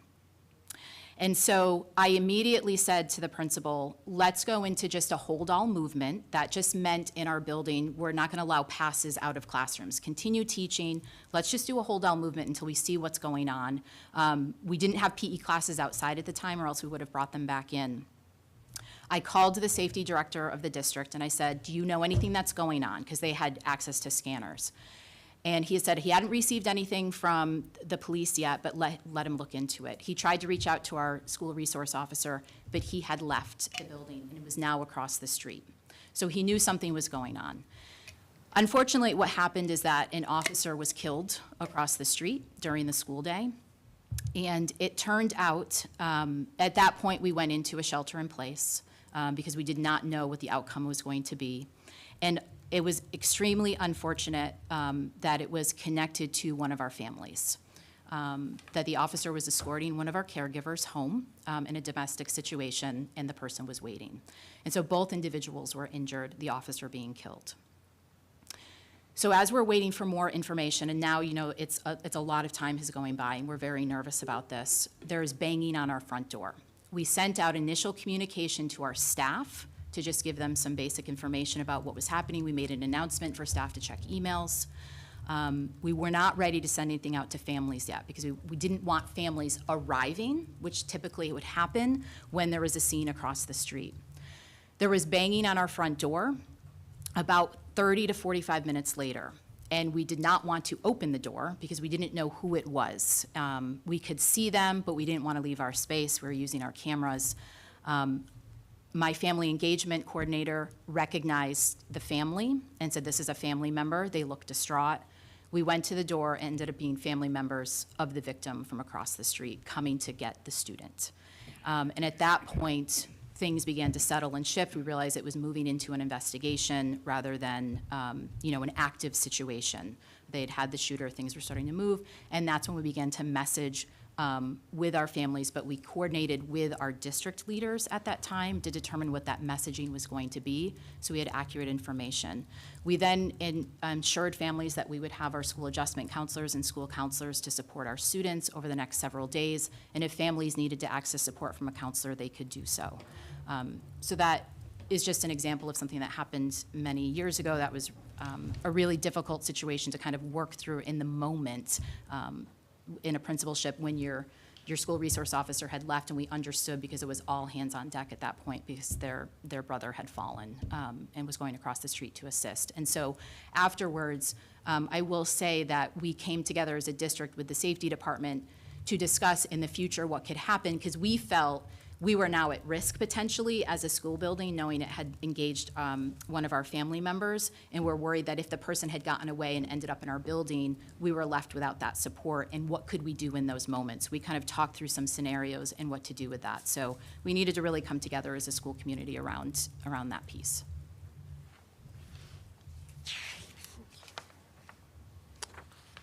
Member Gazy, you're up next. 3. What criteria and process do you use when developing district budget proposals? And how do you envision the relationship between policymaking and the budget process? Whose input do you solicit in developing the budget? And could you share strategies you've used to successfully ensure equity in creating and implementing a budget? Sure, it's a great question. I think in reviewing your district improvement plan, one of the things that struck me about this question was that goal number 4, which is a data-driven framework to address inequities. And so using a framework to address inequities within the budgeting process is really important measure.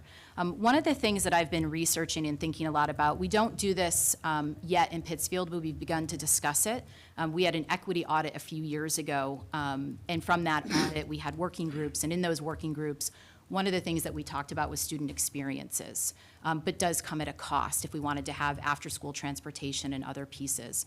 And so what we began to talk about was, could we have equity-based budgeting, and what does that look like?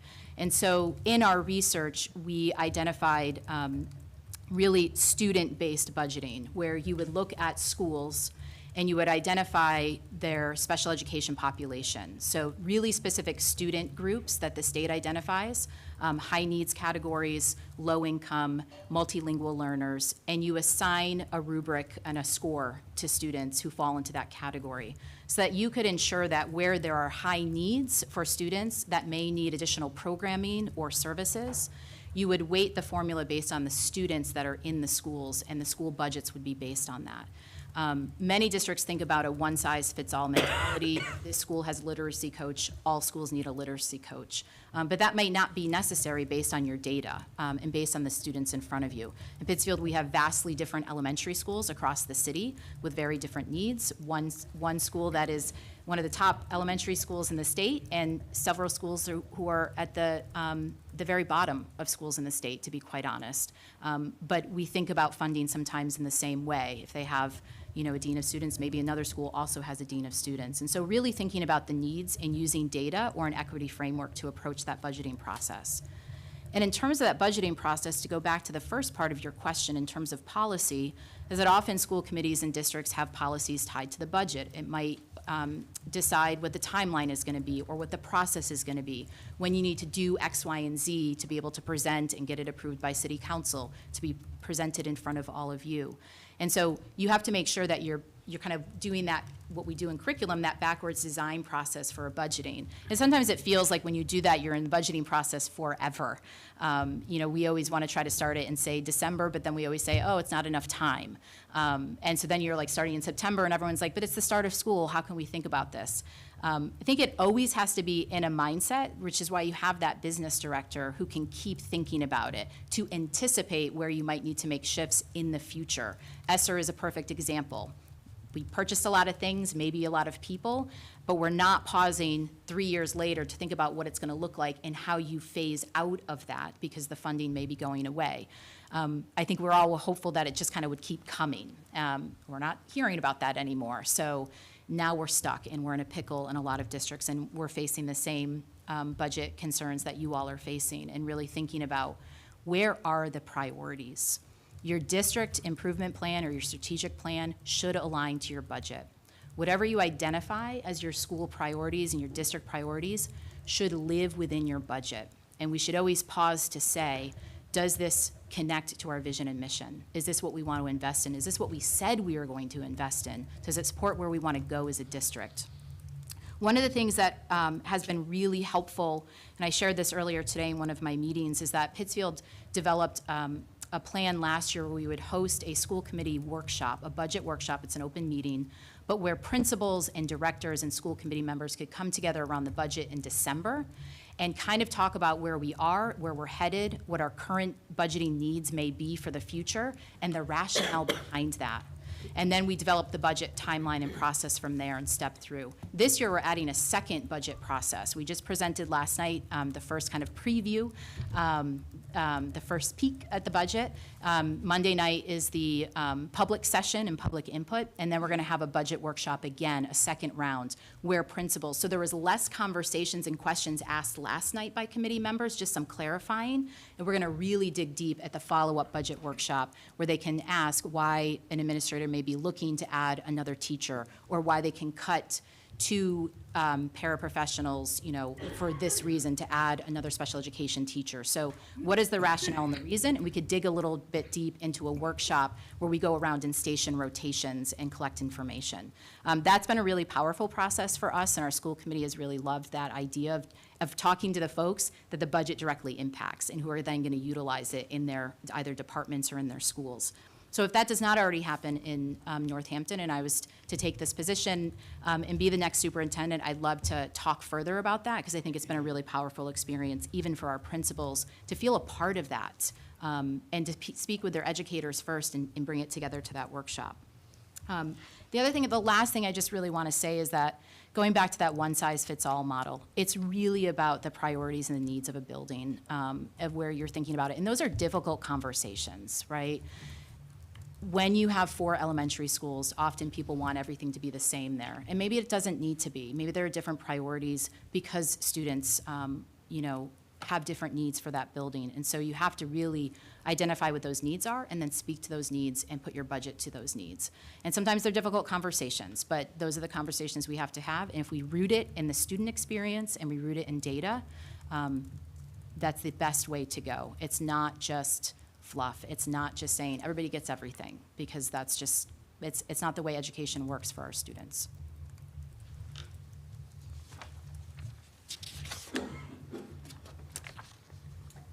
Yeah, okay, making sure. My question is about supervision. What experiences do you have in building a positive team culture in the administrative team? How have you utilized supervision to implement improvements in both administrator performance and school culture? And please provide specific examples of successfully mentoring employees to help them improve. And then, of course, how have you dealt with unsuccessful employee improvement plans? Yeah. What's so interesting is that I look at building administration and building administrative teams similar to the way that we build communities of students. Joy, sense of humor, a sense of belonging, a commitment to the work. When you have a place that you love to come to, which we hope our students love to come to our classrooms and to our schools, we hope that our adults love to come to the buildings that they work. And part of a charge of a superintendent is to lead the culture of that within their own, in this case, alt teams, which you model that at the district level and expect that for the principals and for their teams, and for it to have that kind of trickle-down effect. And then teams of teachers to have that joy, that sense of belonging, cultivating a sense of community, which then can impact their classrooms.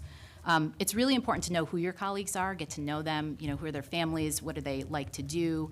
I always joke that I love reality TV, and people are always surprised by it. It's just my way to unwind and not have to think about something when I'm watching. And so just like fun little tidbits about your life that you can kind of make connections to or break bread over. Really celebrating the strengths of our colleagues. I will never try to assume that I know everything. I was a social studies educator and a secondary educator. So when I went to Pittsfield, I made a commitment to learn about tiny humans and their education, and to really spend a lot of time in our elementary schools and our preschool programming.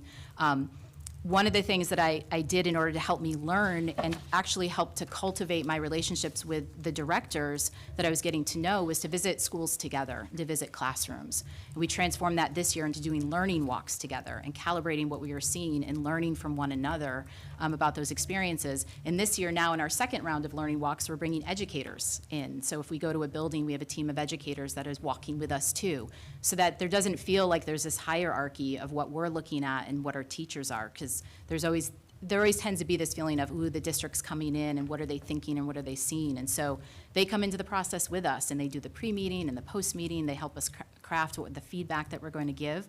So they see the way we're building the capacity of our team. I was an expeditionary learning school teacher for many years, an administrator in Springfield. And one of the things that expeditionary learning schools focus on is this idea of crew and a crew boat. So crew is their version of advisory. And they always show the model of a crew boat. And if you've ever been in a crew boat or know anything about rowing, the moment one of your oars is off as a team, your boat is not going anywhere.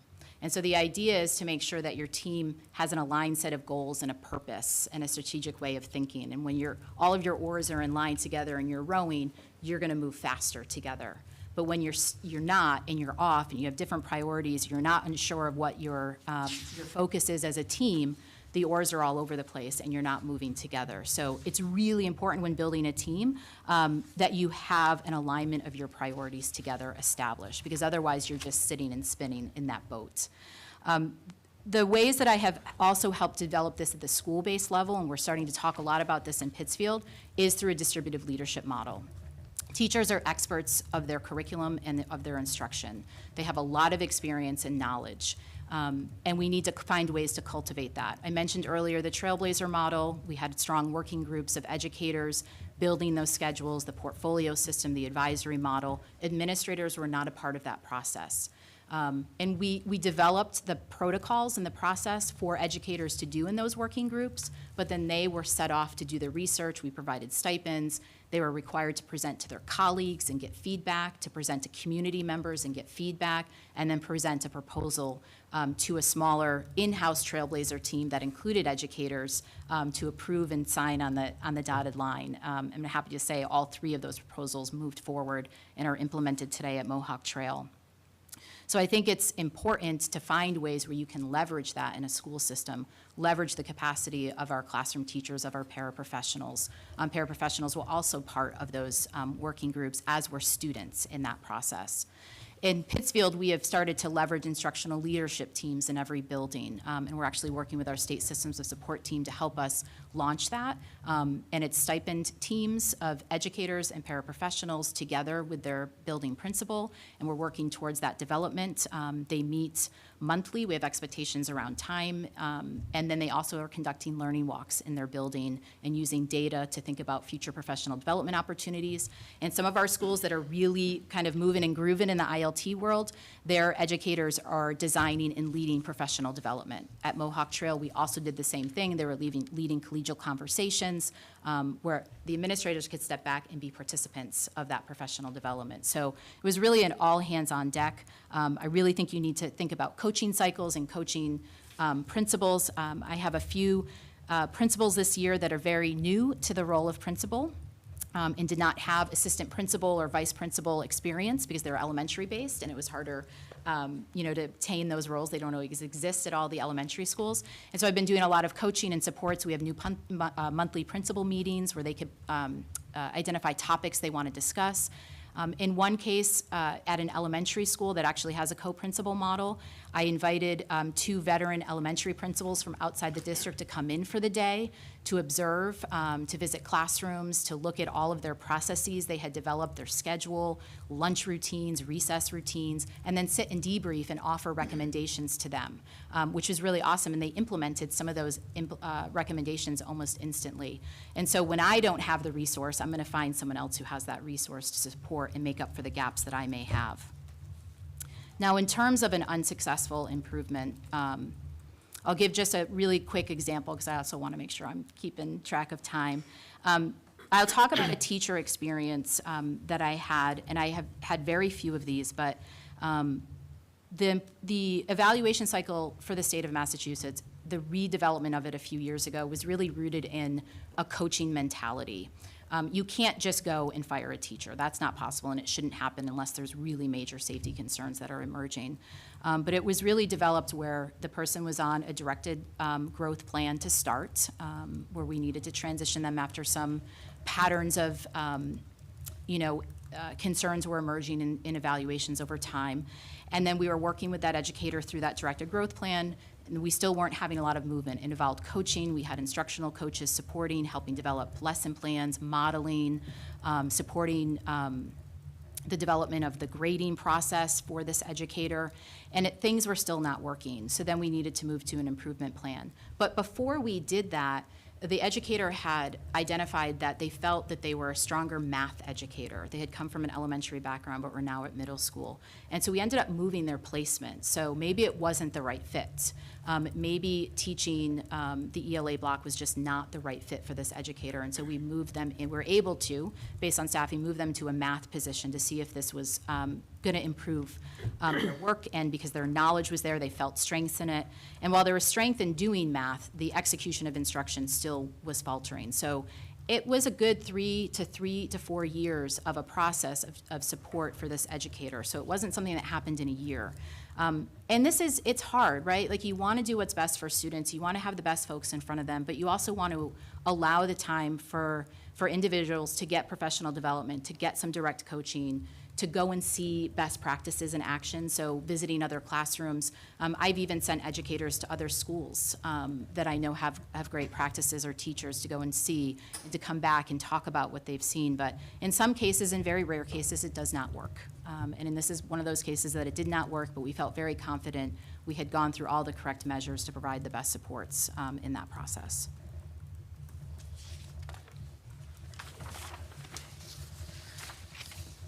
Just checking with folks if needed follow-up on that. No? Do you have any thoughts?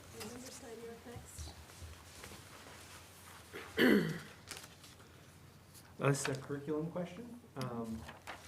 What has been your experience in implementing curricula, programs, and offerings that center an anti-biased, anti-racist approach, that incorporate hands-on project-based learning, and that attract and retain students?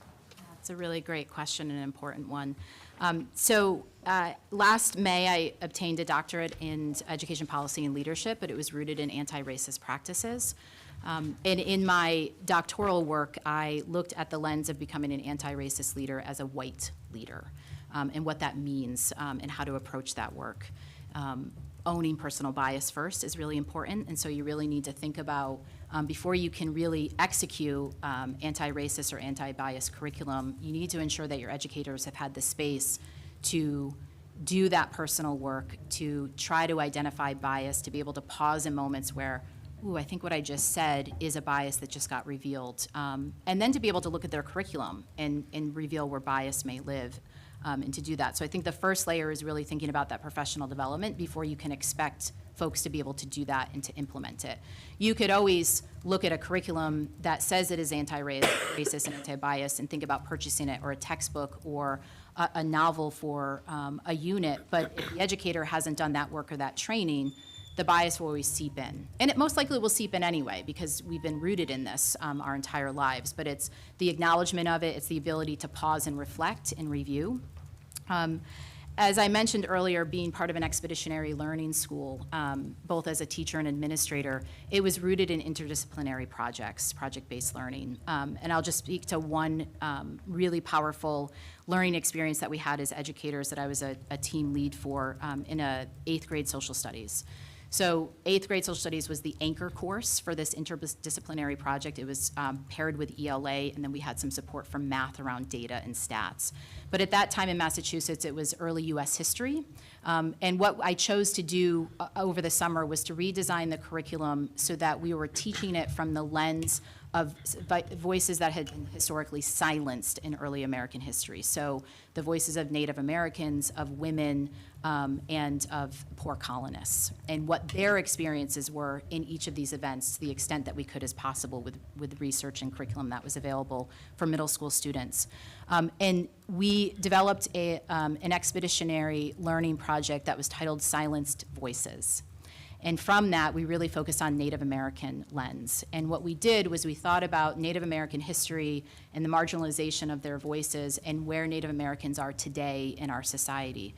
And many students in some of the pre-work that we were doing with them thought that Native Americans were no longer in existence in the United States. And I did this one activity at the very beginning where they had to draw a Native American. I was very curious what they would do. And so they drew the typical feather headdresses and all of that. And so we talked a lot about that. And we showed current Native American images.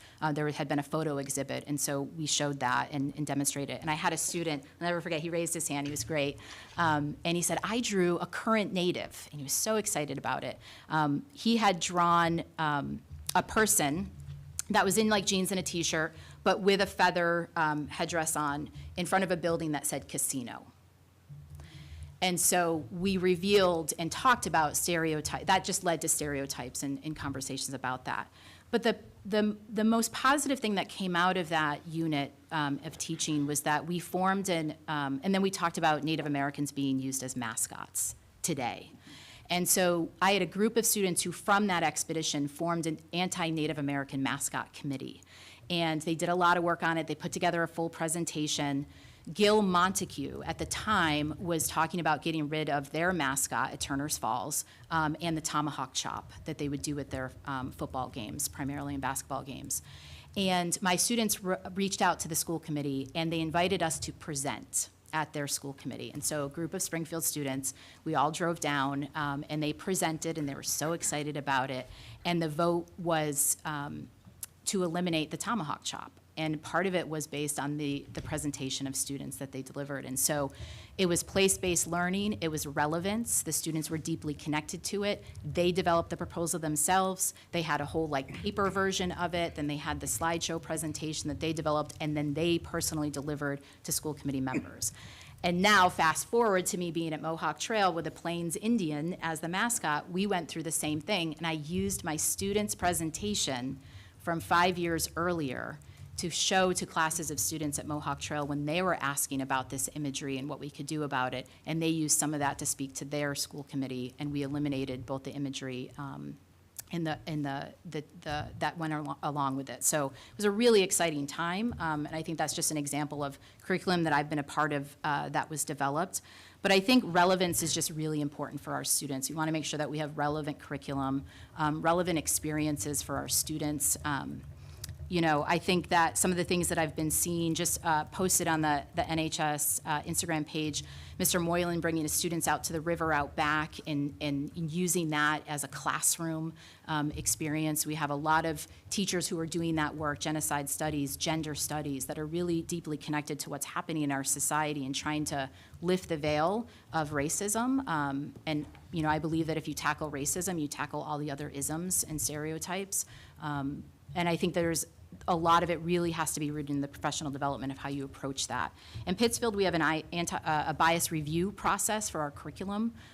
So anything that's utilized, especially in particular for ELA, novels, et cetera, goes through a process of review before being accepted. So if that's something that doesn't happen here, I would love to pursue that that process. And then lastly, I would just say at Mohawk Trail, that equity council that we developed really had a curriculum component to it. We were developing protocols. So when folks were thinking about new curricular activities or courses, we were using that lens to look at the approach. Time check before I. Yeah.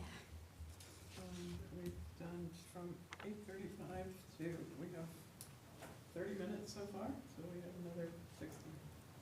Did we start at 8:35 or 8:25? I think 35. 35, okay. Yep.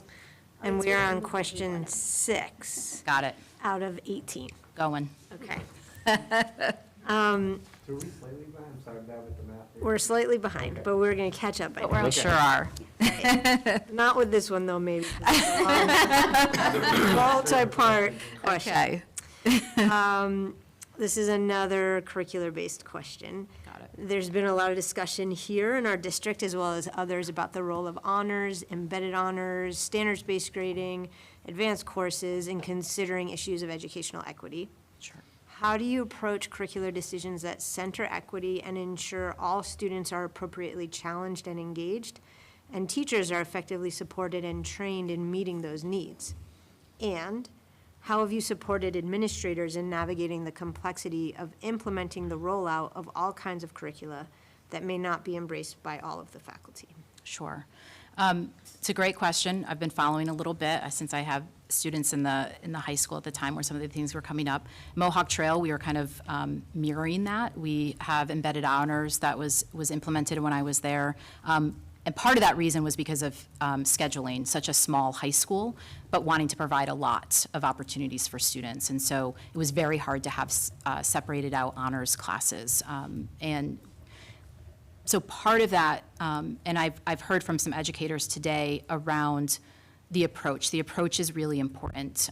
So the very starting point, when you have an idea that surfaces, whether it comes from teachers, whether it comes from administration, we want to hear the rationale for that idea first.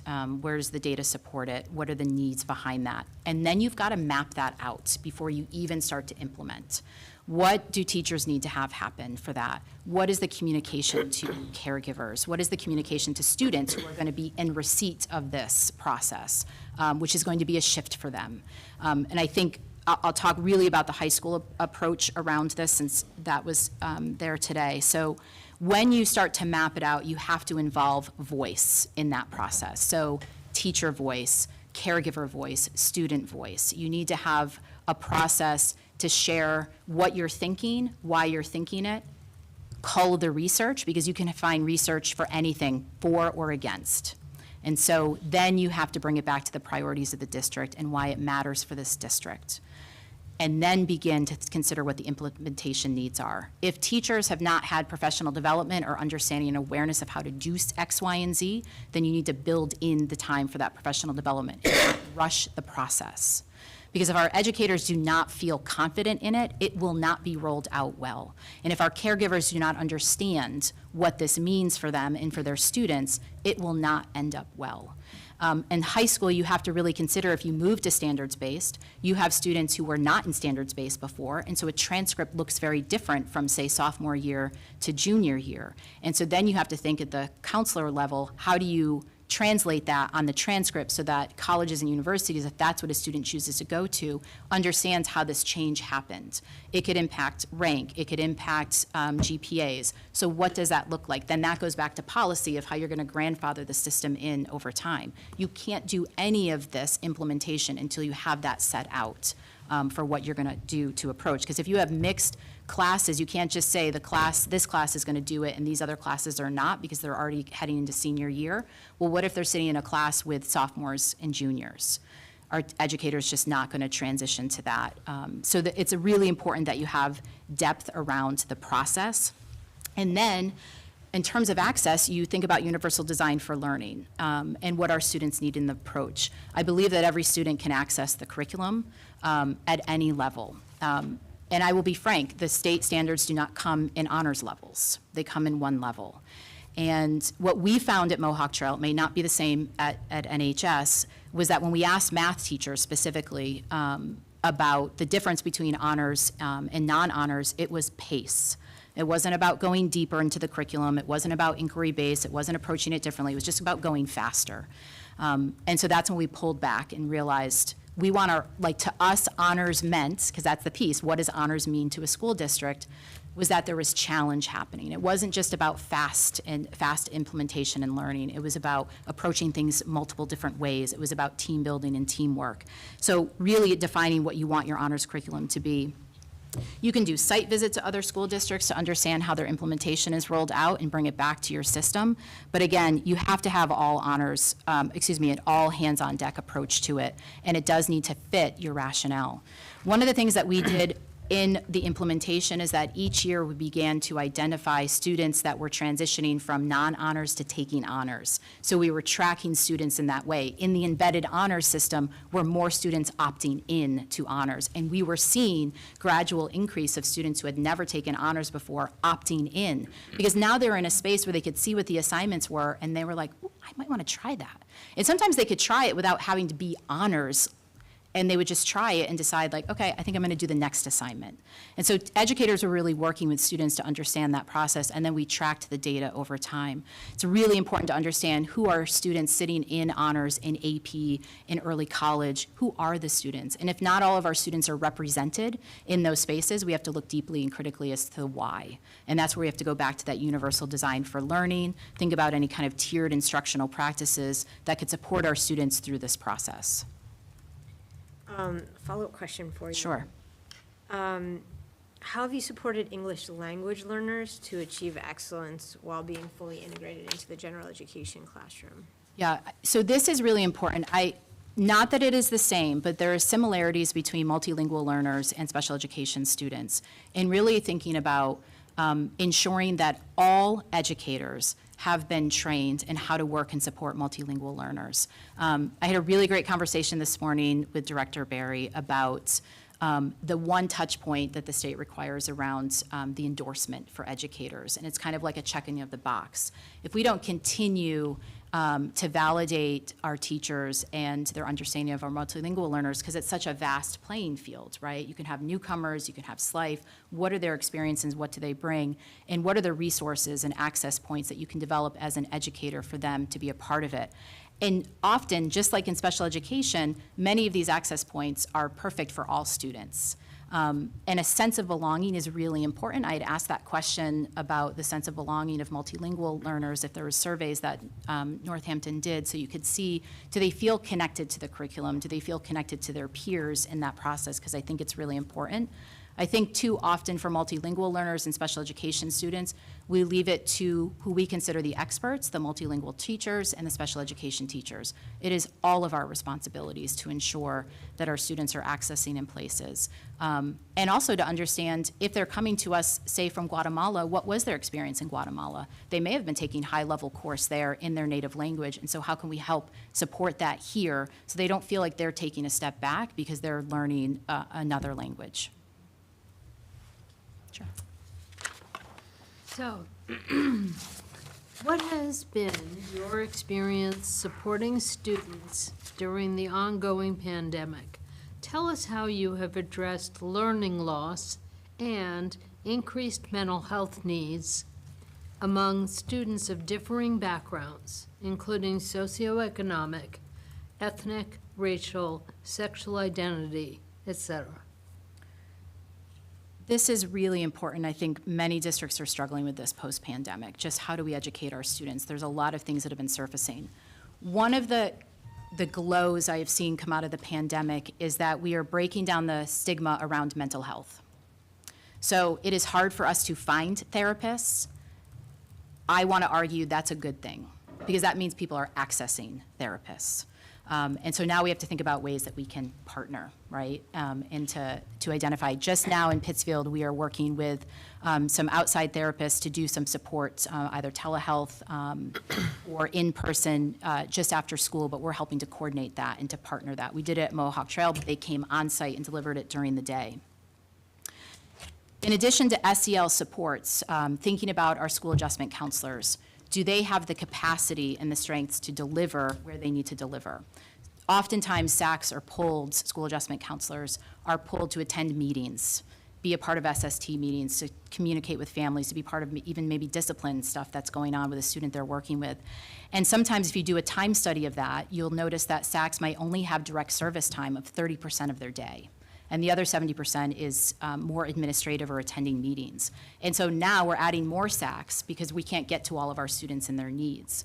So we identified family engagement and attendance coordinators at schools in Pittsfield as a result of the pandemic, both to help reintegrate families and students back in a safe way, but also to take the pressure away from SACs to make those outreach calls, to make connections to therapists or community organizations that do wraparound services. And so the family engagement coordinators are supporting that, which is allowing our SACs to increase their time with students, either in small groups or one-to-one.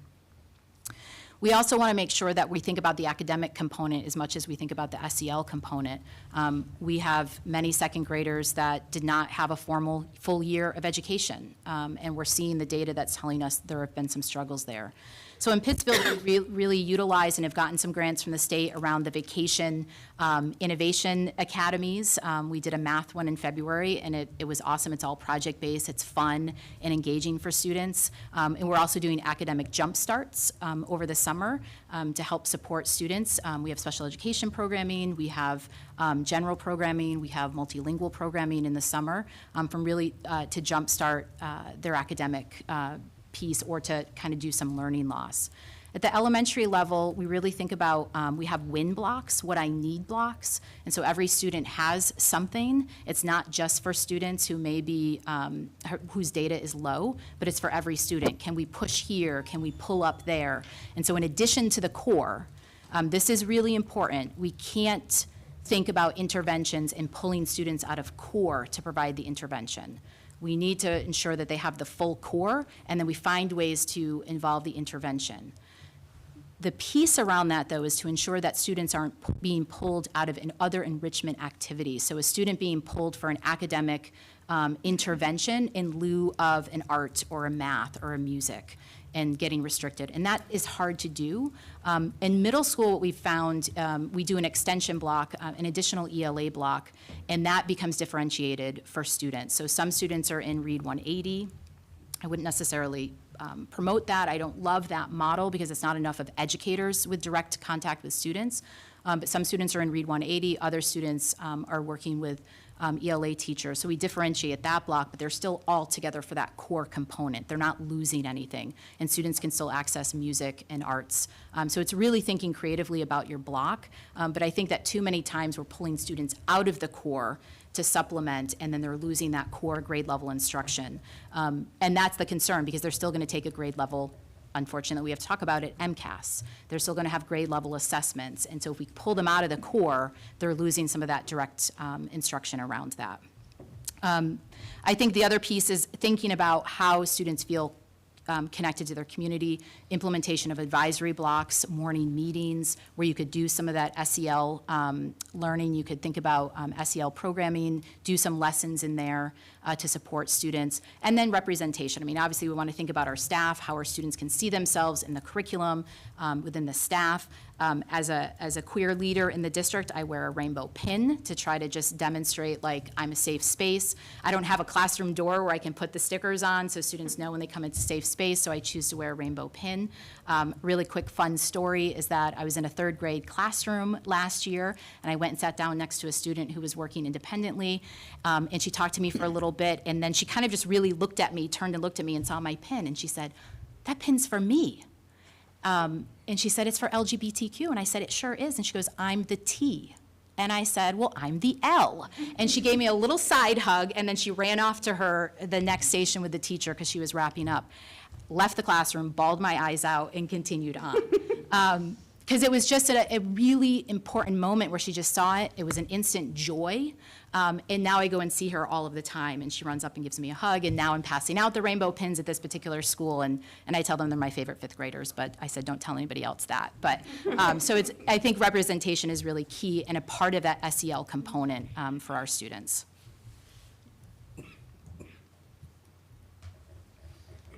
I'm trying to catch up. Okay. Member Goldman. Yes, thank you. Okay. Moving on to assessments. Question 8. How have you developed district-wide capacity to assess, analyze, and monitor student performance, as well as use student performance results to prioritize the equitable use of resources, including money, technology, facilities, and human capital? Can you talk about a time when you used data to mitigate a current inequity? Sure. Talked a little bit about this in the budgeting process, so I'll kind of jump ahead. Things I'm doing right now, for every school, we do a mid-year school improvement plan check-in, and we have a protocol process where we have a working behind-the-scenes document, and so they can upload evidence and links, and principals and a team of educators come to share with district leaders. They have 15 minutes to share. We have 3 goals for each school improvement plan, so they get 5 minutes per bucket to really highlight areas of strength and areas for growth. And then the district leaders can ask questions, then district leaders go into a fishbowl and talk about things that we've heard from the school. And we strategize ways that we can support the school for the remainder of the year. And so the school team listens to us, we leave them, give them time for reflection. They identify a few areas that we talked about as a district that they would like to grab onto and get support on. In one instance, last year, for a school that was really struggling at grade 3, we began to consider a mentor co-teaching model because they had brand new educators. We had a building with 24 new staff at the elementary level in Pittsfield. That is one of our concerns in our district is staff turnover. And grade 3 was a high priority with that data that was coming out that I think it was 17% of students were proficient in reading. And so we wanted to invest in a co-teaching mentor model with veteran teachers with an additional stipend to take a year out of their classroom. They'd have the ability to go back to their school and jump into this school and support new educators so that they could model and learn from one another. Unfortunately, we didn't have enough time with our union. It didn't get posted until August. We had a memorandum of agreement around this. But that was one instance that we're still pursuing and thinking about this mentor-teacher model, and that came out of the SIP process. For our schools that have assistance from the state, we do it twice a year to ensure that they're moving in the direction they need to move in. And if there's any additional resources and support we can have, we provide that for the district so that we're all hands on deck. We want to make sure we have data protocols that are rooted in equity and really thinking and digging deep, peeling the layers. So in that 17%, who are that 17% that is proficient? Who are the students? And when you think about triangles of awesomeness that really should kind of go up to here and have a small percentage, we were basically flipped. And so we wanted to really look at who are the students and what additional needs and supports we could implement or approaches in professional development for teacher training. I really love co-teaching models. We have a full inclusion school in Pittsfield now, all the way from pre-K to 5th grade with 2 classroom teachers and a paraeducator in each space, supporting students who are on the autism spectrum. So there's typical peers and special education peers, and we're seeing a lot of great growths. It's an expensive model, we know that.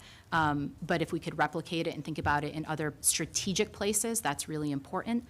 We just added some co-teaching at another community school that really is tied to more multilingual learners. So rather than pull-out support, we're doing push-in support through a co-teaching model there. We always want to make sure everything is really tied to that budget, so going back to that student-weighted formula.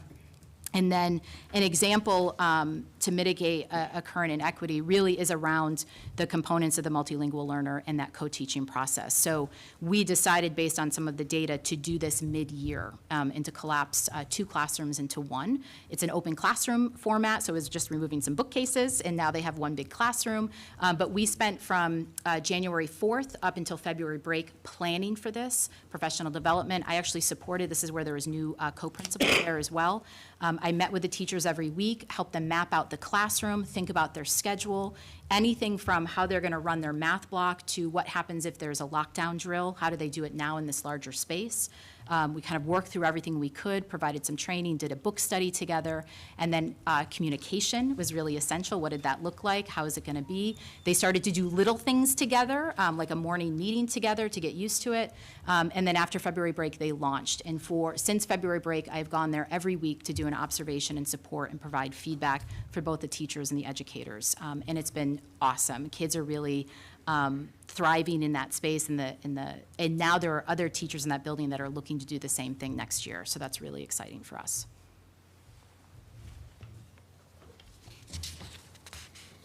Okay, it's my turn. Under engagement. How do you incorporate the perspectives of a wide variety of stakeholders into your decisions? And how do you communicate in ways that demonstrate the ways in which you've heard and incorporated those voices? Please give examples of times when you've reached out to engage those who feel most marginalized and excluded in your district. I'm going to start with the last question first, because this just actually happened last night. We had a school committee meeting last night, and at the public comment, there was a caregiver who shared concerns about her special education student at a school and expressed real frustration. And she had a really great approach to talking about what she noticed and the concerns she had. And it was less about blaming the school and more about what can the district do to improve the way that we support our special education learners. And there was another parent who joined after, had missed the public comment, but came in and sat. And the superintendent just leaned over and said, would you mind going and just getting contact information for the two caregivers so we could reach out today? And so I went out and pulled them aside, and we got a little bit more information. I was talking with them. I had not met them before. And I said to them, and the two caregivers were from historically resilient communities, and I said, we need your voice to be more present, and I really appreciate you leaning in tonight and sharing your truth and your experience. And we have something called a CPAC, a Special Education Parent Advisory Committee, and I would love for you to be a part of that, and would you be willing to? And they said, we didn't know that existed. Yes. And so we got their contact information, and we're reaching out and scheduling time to talk about their concerns that they shared. But that was a way in which I instantly thought, this is the voice that we need. These are the voices that we need in our CPAC that we didn't have before. And they didn't know that avenue. They didn't know that it existed, that they could have an opportunity to talk about their own children. And what I loved about this woman when she was speaking for all students. She was referencing her own child, but she kept referencing all students in the district. She doesn't want other students to have this experience. And so you have to have those like one-on-one conversations to reach out specifically. One way you can do that is asking building principals, who are the families we should be connecting to that you're not hearing from, or you hear periodically from? How can we engage them and have their voice at the table?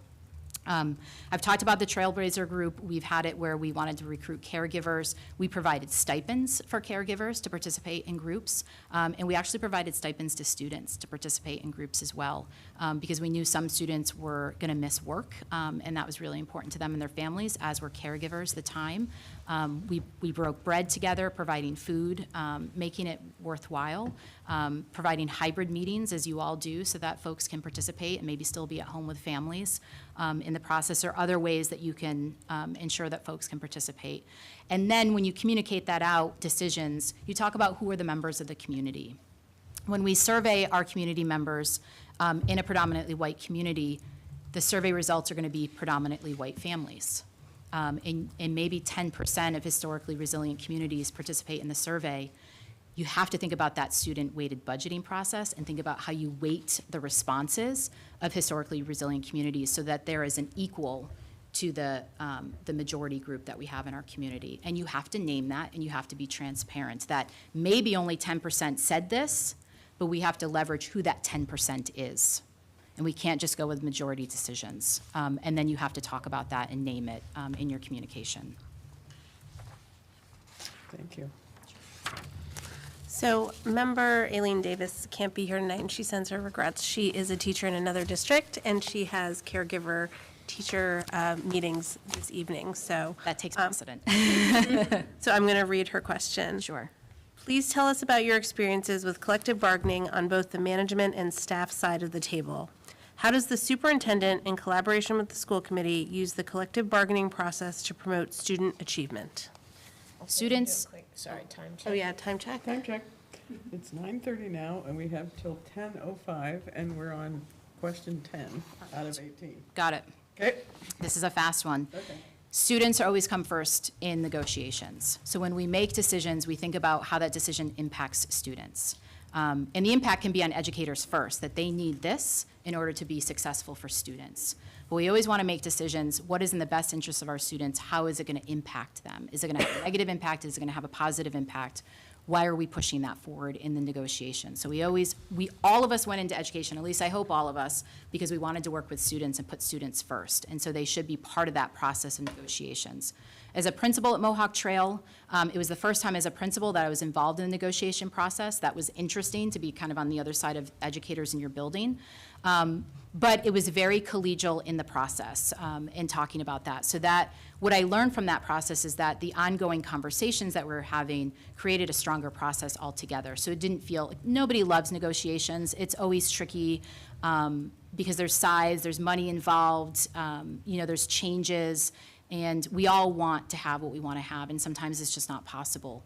So for me, building community around that, I love that Pittsfield has, similar to what Northampton does, monthly meetings between district administration and union leadership to build collaboration, to kind of prevent maybe grievances from happening, like bring things to the table, each side, and talk about it. I think that community is really important. And if there's ways to bring the school committee into that, I think that's important too, because sometimes the only time teachers are really engaged with all of you in a really direct process is through negotiations every few years. And that doesn't always feel good to everybody. So as superintendent, I really want to craft and develop that. So when we come into this room together for negotiations, it doesn't feel as a daunting task as you want it to be.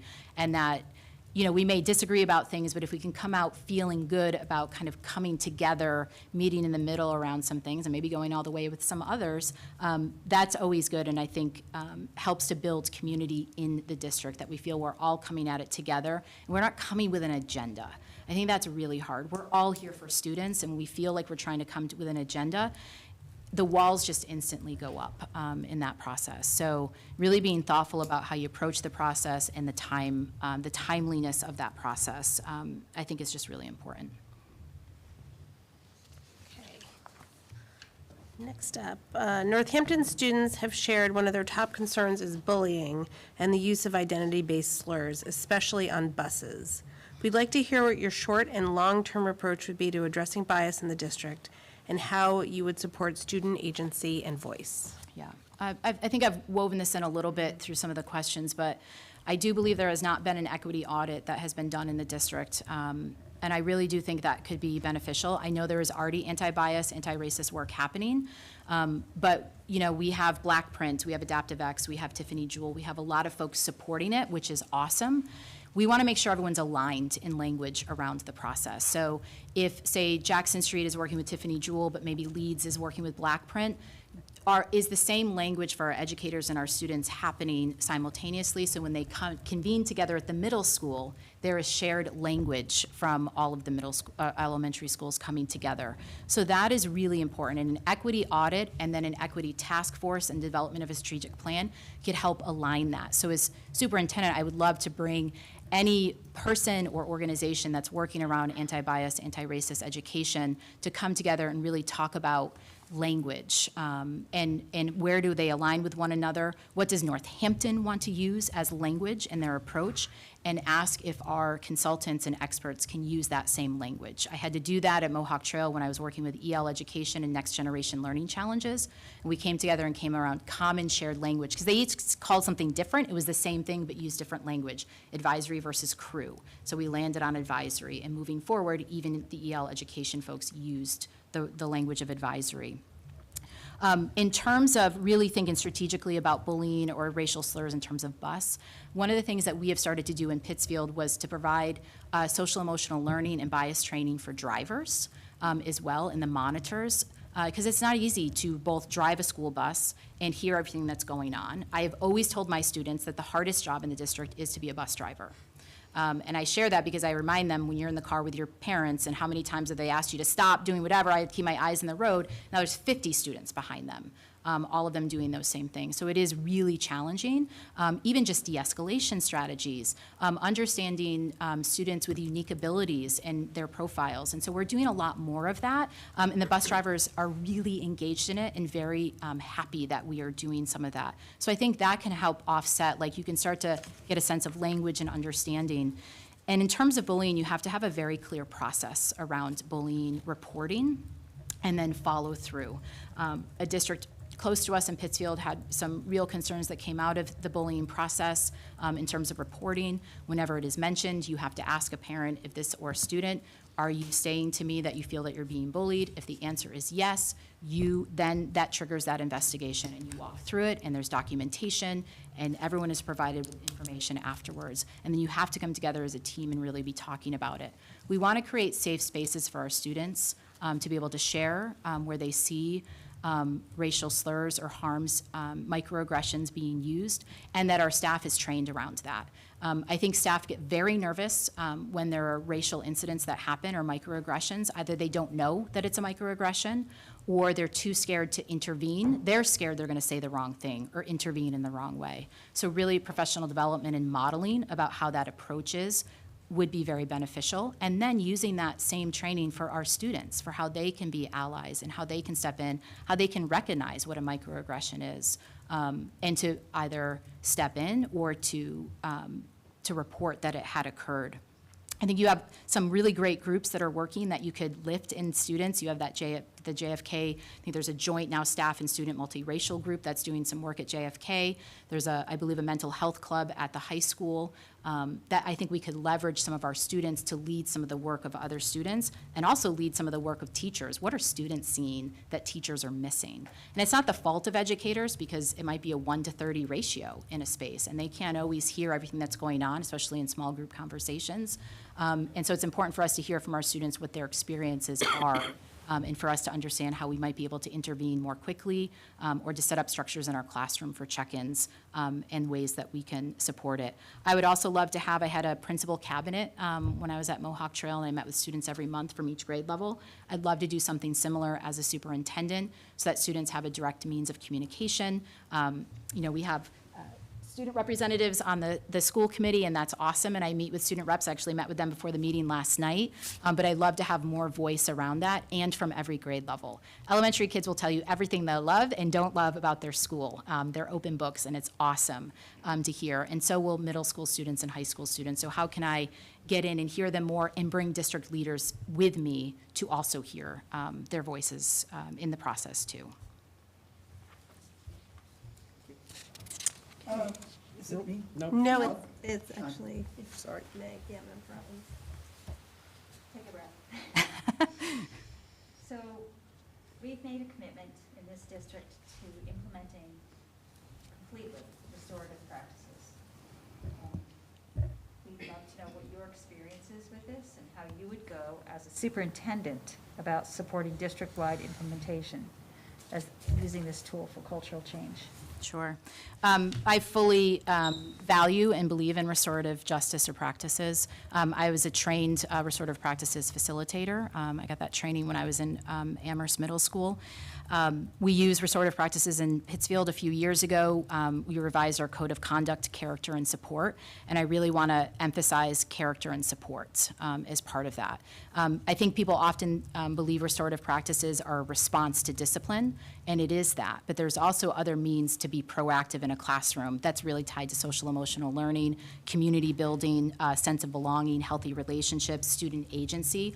All of those are restorative practices that support, when it comes time, if a student does something that requires a consequence and that leads to restorative practices. So for instance, leading circles in a classroom around norm setting, pausing every quarter to revisit those norms, but coming together in a circle to process that. That helps students if they then have to transition into a mediation circle with another student. They're comfortable in that space. They know the process already. So there's some ways, because it's really hard to just all of a sudden ask a student to engage with another student. Now, everyone has to be willing to participate, but it's uncomfortable. It's uncomfortable for us as adults to have that approach when we feel wronged by someone or we want to have a difficult conversation, but we're expecting our students to just do it. And so there's a lot of practice that I think can happen at the classroom level. With our revision of the code of conduct, we have built new spaces in all of our secondaries, and we're transitioning to elementary because the new suspension laws require us to do many steps before we can formally remove a student, which is great in my opinion. But we have a RISE center, which is the old internal suspension room. There's educational components that go to that, check-ins with counselors and support around that when a student is there in addition to academics. And then we have a reset space. And so if a student is just, a little off task, a little struggling, a little squirrel mentality happening, and they're just, they just can't, they need a break, we have a reset space. And it's not meant to be a space where they're there for an hour and a half. Sometimes it's 20 minutes. What's going on? Do you need a check-in? Sometimes they just need a granola bar. They're hungry, they just need a little drink or something, and then they can get themselves back to class. There's some processing that happens. So we have those two different spaces. We have calming corners that we have in some of our schools. We're trying to get them at all of our elementary schools, so they're just a little take-a-break space, do what you need to do to calm. I have fidgets with me sometimes. I have a little worry stone in my pocket that I sometimes take out and just start moving around to kind of shift my mindset a little bit. So helping students really strategize on what helps them. And that's all part of the restorative practices. And so a revision of a code of conduct, if that has not happened in the past several years, we have to go back to that and see about how we can build in supports, especially with the new suspension laws that are now calling for many steps. And many of our agencies and advocates know that this law is in effect, and they're going to ask us for it, as they have in Pittsfield. So we need to be prepared. And then really just being a support for it. It's hard to transition out of that. When a student has a really big moment in your classroom and you just are like, please, I need some space, it's sometimes hard to orient even the staff to welcome the student back. So really practicing that. And if our students aren't with us, they can't achieve. So we really want to have them in our classes as much as possible. Super quick. Yeah. Follow-up question. to Sure. that. Can you address the piece about what supporting district-wide implementation might look like? Yeah, In like a minute. Sure. I think it's a lot of professional development. It's understanding what restorative practices are, how they can be used in your classroom. You could even have lessons in morning meeting. We have second step at the secondary level, and there's second step lessons that are happening. But again, it's all about that professional development. It's the awareness and understanding. Some folks just don't understand the process of rise and reset and what happens there. So it's ensuring that folks get it. They know what happens when a student leaves, and it goes back to that timely communication. What was the reflection process? What did students say about it? And how do I know as an educator what they may need moving forward in that process? So really helping systems and structures in that and rolling it out and supporting it at the district level. Sure. Can you share some examples of how you've gone about building relationships and healing deeply experienced divides? How have you encouraged? God. Where is it? Every time I lose it. We'll add a minute to Let me start that. I was curious about again. that. How have you encouraged a positive school district culture that supports diverse groups of students, administrators, staff, and caregivers to join and stay in the district? Specifically, talk about how you've worked collaboratively with the school committee and school community to make this happen. Yeah, so I'll try to move through this really quickly, but when I first arrived at Mohawk Trail Regional School, there had been a couple of incidents that happened the prior year. There was an alleged concern that there was an adult having a relationship with a student, and there was a lot of concerns about it because people had tried to bring it forward, and some people felt that it wasn't being addressed, and then it revealed itself later on. And then there was this mentality that there was, at the time, the administration had favored educators and that they were the ones making the decisions on the instructional leadership team. And so when I arrived, I was charged with trying to rebuild some of that community as a new person coming in. And so I really tackled it by having one-on-one conversations with educators, especially educators who had been identified as not feeling connected to the prior administration and feeling that their voice was not represented. And so really having one-on-one conversations, actually going to them for advice and guidance. Tell me about the history of this. What do you think about this? Just bending their ear a little bit on some information to build that relationship and for them to really understand I was interested in what they had to say. They had capacity, they were veteran teachers, they had been there for a while, some of them had attended the school themselves, and that I was coming in really wanting to learn and listen. And then we developed a structure on the ILT where it rotated every couple of years. We needed to have new membership rather than the same folks joining. And that really became a prominent feature because in the past it was just the same people applying and getting it. And so we really need to make some adjustments around that. And from there, we developed that trailblazer model, which is really rooted in distributed leadership and a sense of community and belonging. Everything was really developed in working groups as a school-based community. And that was what really led to students and community members wanting to stay in our district and come back to the district. We were bleeding students to the Greenfield community because many of our caregivers were driving through Greenfield. There wasn't a lot of job opportunities up in the hill towns. And so it was easy for them to drop their students off at Greenfield High School, pick them up on their way back for sports or whatever. And so we really implemented that model as a means to support and re-engage community members and for them to have a voice in the process and for students to also have a voice. We had students who left us and came back, and we had Greenfield community members actually calling and visiting our school because they were hearing about it. We had hired a communications director to tell stories about the Trailblazer model, so they were appearing. We really used social media to leverage some of the strong stories that we have, and that was really about retention and recruitment around that. It really transformed our community and our culture, and I'm really proud about where I left that space, and I knew I left it in good hands, and the next person could just come in and just keep it going and really think about how to continue to move it forward. So it's really about building relationships. You have to start individually and expand out and always allow voice to happen from every stakeholder in your community, and that includes school committee. Engaging you in the process as well, having teachers come and speak to you, not me sharing what a model might be, having teachers speak from it. We have teachers in the room talk about their courses, talk about their concerns with a program that's being implemented, or talk about the need for something different, have it come from them, because they're at the forefront of the classrooms for many of these opportunities.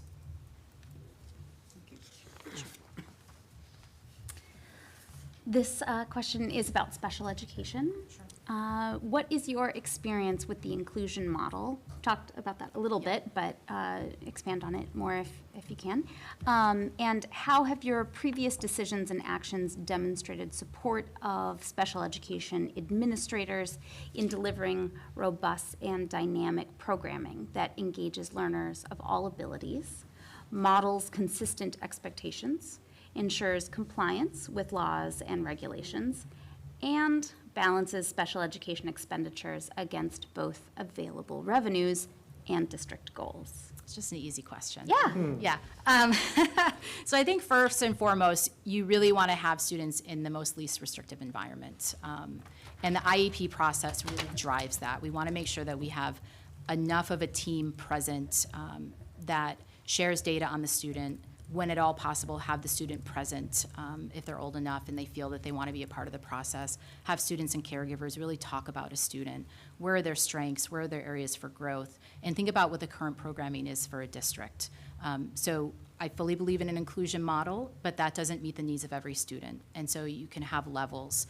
Right now in Springfield, or in Pittsfield, what we're struggling with is that we have the full inclusion model that is primarily for autism students. We have pull-out models for a different range of autism that connects to cognitive ability. And then we have special education day programs. And this helps us in terms of not having to send students out of district for out-of-district placements. We still do have out-of-district placements. I want to be very clear. But the day programs at both the elementary and the secondary, we have been able to retain our students. And in some instances, we have moved students out of the day program back into an inclusion setting with supports. What we're missing and what we're struggling with is a hybrid model. A home base for students where maybe they're struggling that day and they have a home base that they can go back to, but they also have the ability to go out into an inclusion model. And we have a lot of students who we think could be there, but we don't have it, and so we're kind of almost forced to put them into a day program. And so that's what we're looking to transform a little bit. But again, the IEP process really drives that. And so I think for Northampton, you have to really evaluate who are your special education students, what are their unique abilities, and do we have the right programming or inclusion models for them to be successful?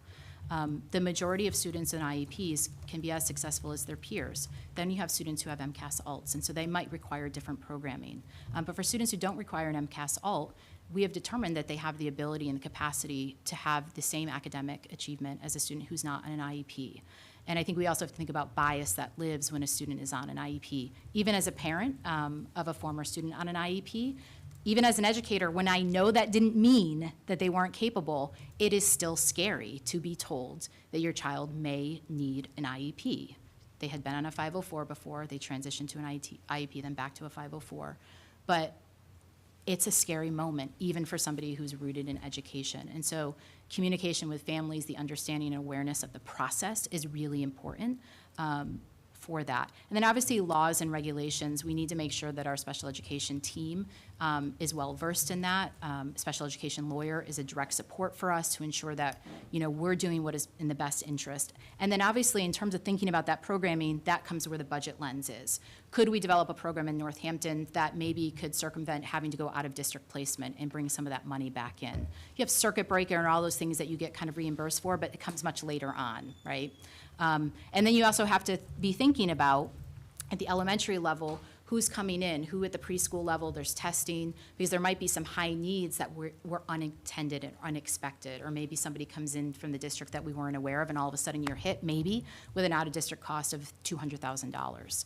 And so there are sometimes, things that are out of your control as students come in. But I think for the students that we have and that we're aware of, what is the least restrictive environment? Do we have the right programming in place? Could we make adjustments? We just did a futures protocol for special education in Pittsfield with our principals, who then brought it to our, I think you call them evaluation team leaders here, and then down to the teacher level will be the next step about what the future of special education is in Pittsfield. So a lot of voice is a part of that process, and then we'll also do it at CPAC, and I think we're also thinking about doing it with our parent advisory curriculum group as well.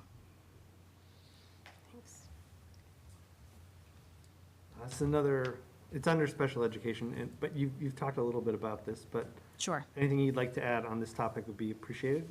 The question is, what has your experience been in implementing social and emotional learning district-wide? Yeah, all those pieces I talked about, the second step, the advisory, the restorative practices. There's also a program, I'll give a shout out to my wife, who's an elementary principal. They use Choose Love, which is a program that came out of Sandy Hook community. And she really loves that program at the elementary level, and she said, she recommends looking into that. So that's another program that you could consider looking into, that she has found has really brought kindness to her students at the elementary level, and really focusing around that. There's also a document that comes out of an Engaging Schools partnership we have, learning and life competencies for school, college, and career success. And it's like self-awareness, self-management, all of those pieces. So we do wraparound lessons with that through advisory and morning meetings. So that's another way to do that.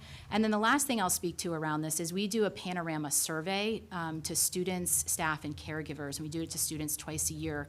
And it's all rooted in sense of belonging, relationships, connections to the school. And so from that data, we're able to determine where students really feel safe and connected. There's opportunities for just multiple choice, and then there's open response questions, so we get a little bit of quantitative and qualitative data.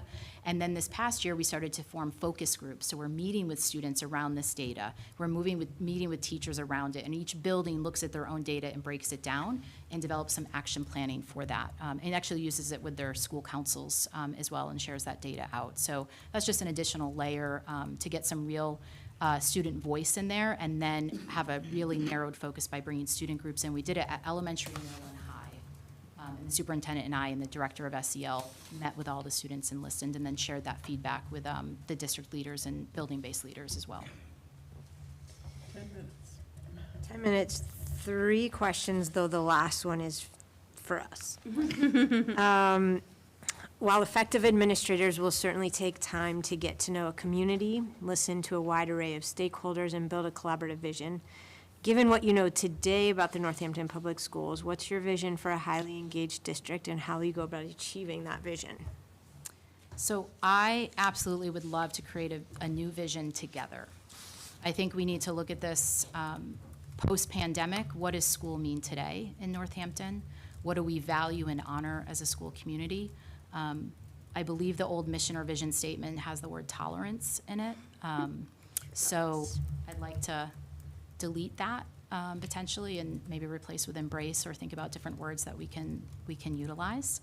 But again, you think about the time period, right? Words are matter, and they change and ebb and flow over time.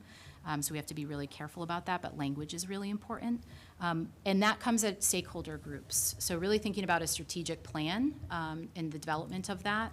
I think that you can have a small internal group so that it's manageable and not hundreds of people, but you can get input from hundreds of people in the process, thousands of people, students and staff. But then you have a core group that is a cross-stakeholder group that's taking that information, that may be leading sessions and having focus groups. It's not just the role of the superintendent.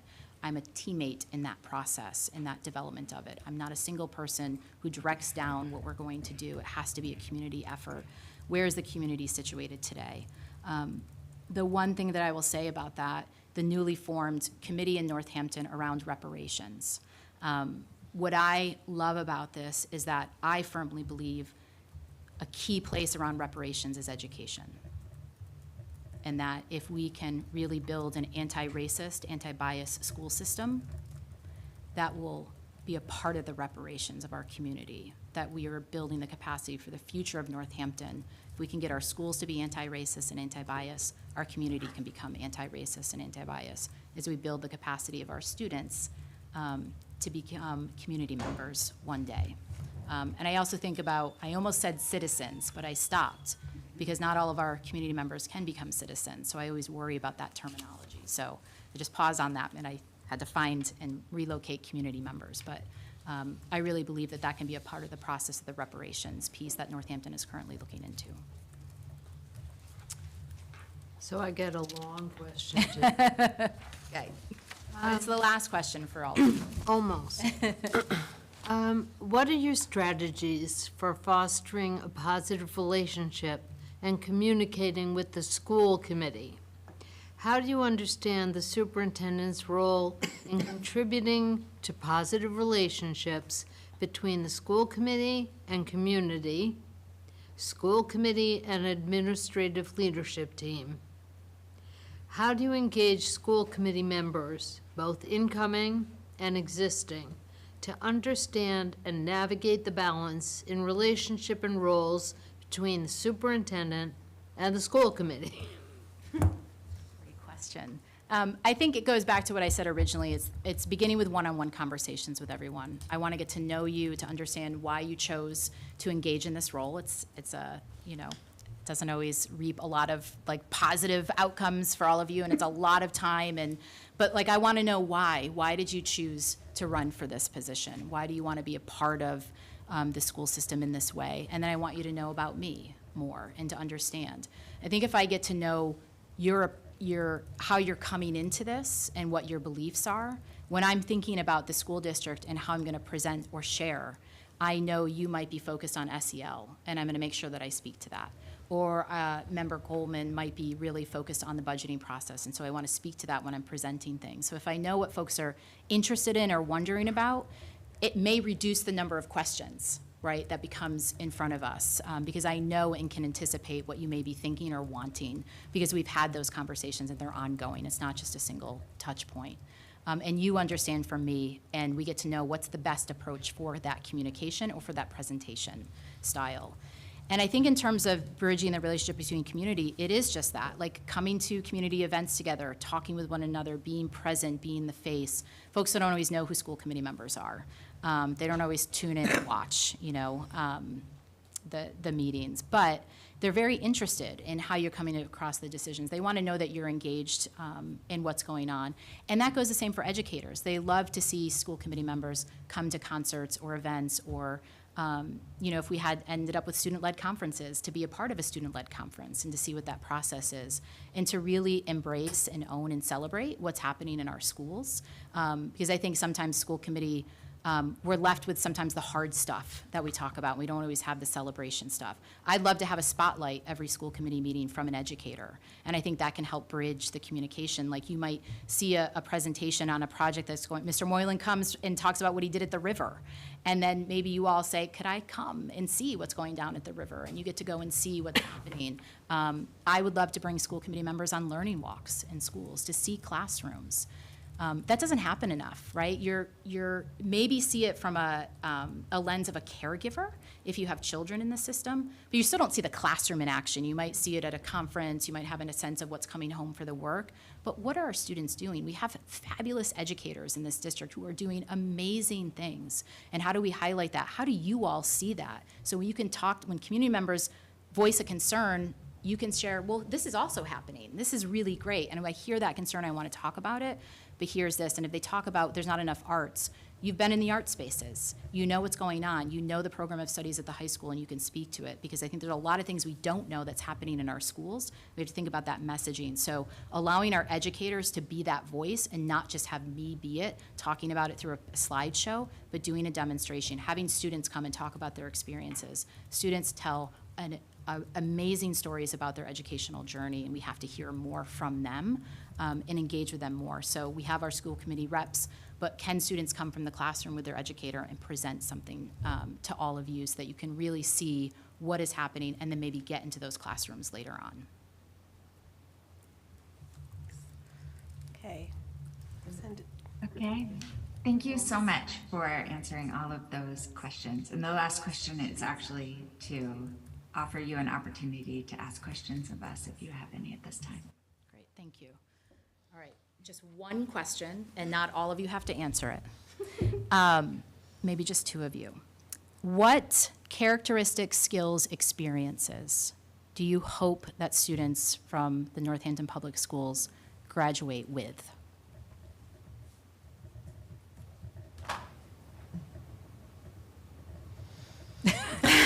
Member Levy.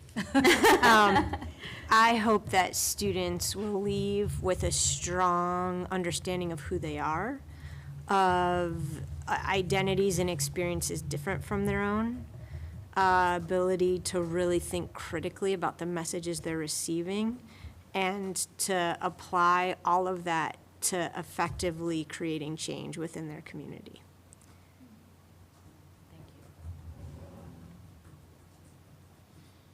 I would, sorry. No, go ahead. Oh, I was just going to say, compassion and, again, critical thinking skills and to hold on to any kind of questioning spirit that they have as a child and as they grow, to be able to hold on to that and use it to really question their world and then be able to take everything that they learned at MPS to think about the answers they get and decide for themselves how they view them. Sorry, we keep interrupting you. It's okay, I didn't know if you had to keep going. I love it. And I think also leaving with a belief that they have something important to bring to the world in whatever capacity they choose. I just want to echo what is the curriculum at your wife's school, to choose love.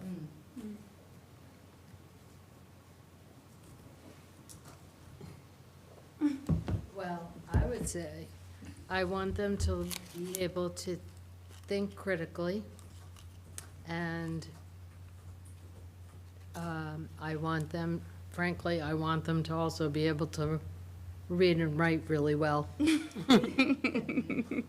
I also want them to have compassion and learn how to relate to all kinds of people. It's really important. Clearly, we're not very good at following directions.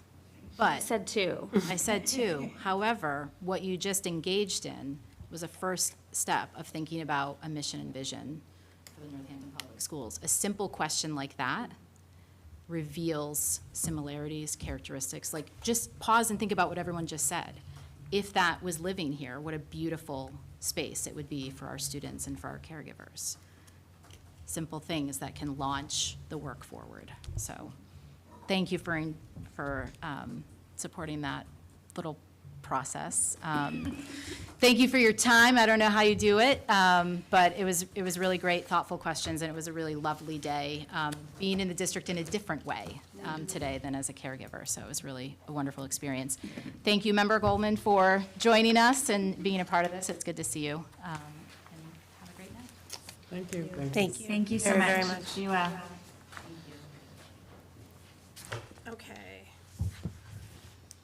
So I want to, everyone who's still on the Zoom or who's watching, I am going to share my screen and put up a QR code, put up two QR codes for a survey. So this is a this is a confidential survey. It's a post-interview survey for the community. And, hold on, now I gotta think about what I'm doing. And are these also posted somewhere? Yes, thanks for that lead-in. They're already posted. They are. Okay, so there's the QR code. So English, in English on the left and in Spanish on the right. And you see there, they're posted on the school website, so northamptonschools.org. If you click on the superintendent search tab, you can get those links there, or the bit.ly is bit.ly /search dash super. I made that so much easier by saying that. So you can either access them through the QR code or just go to the school website. And so we really encourage everyone in the community to please take that survey and share your thoughts with us. So I'll leave that up for a little bit. By when, Mayor? So our meeting to deliberate is Monday at 6:30.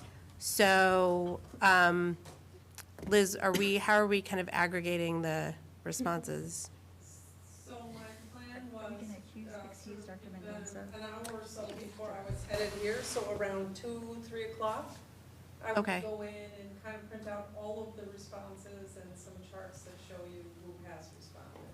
Okay, so please take the survey by, let's say, 3 o'clock on Monday, this coming Monday. So we can say goodnight to you. You're welcome to stay, but it's a public meeting and, you know, you're a caregiver in the Northampton Public Schools. But we can also say goodnight to you. Thank you. Thank you. Thank you. Could you mention the website, where is it? Sure, so it's the Northampton Public Schools site, which is northamptonschools.org. And there's, right in sort of the center, there's the superintendent search tab. If you click on that, it's all the information about the superintendent search, but up at the top, to the right, you'll see a link for the survey in English and a link for the survey in Spanish. Okay. Our deliberation. Yeah, so now we're gonna go back to that item that was, we had earlier on the agenda that we've now moved, which is discussion and possible vote on superintendent deliberation processes. So, just wanted to have some space to talk about how we want to proceed on Monday. And additionally, so Monday's a special meeting, of course, but if we wanted to, add public comment to Monday before deliberation. Again, we have the survey that we've just put up.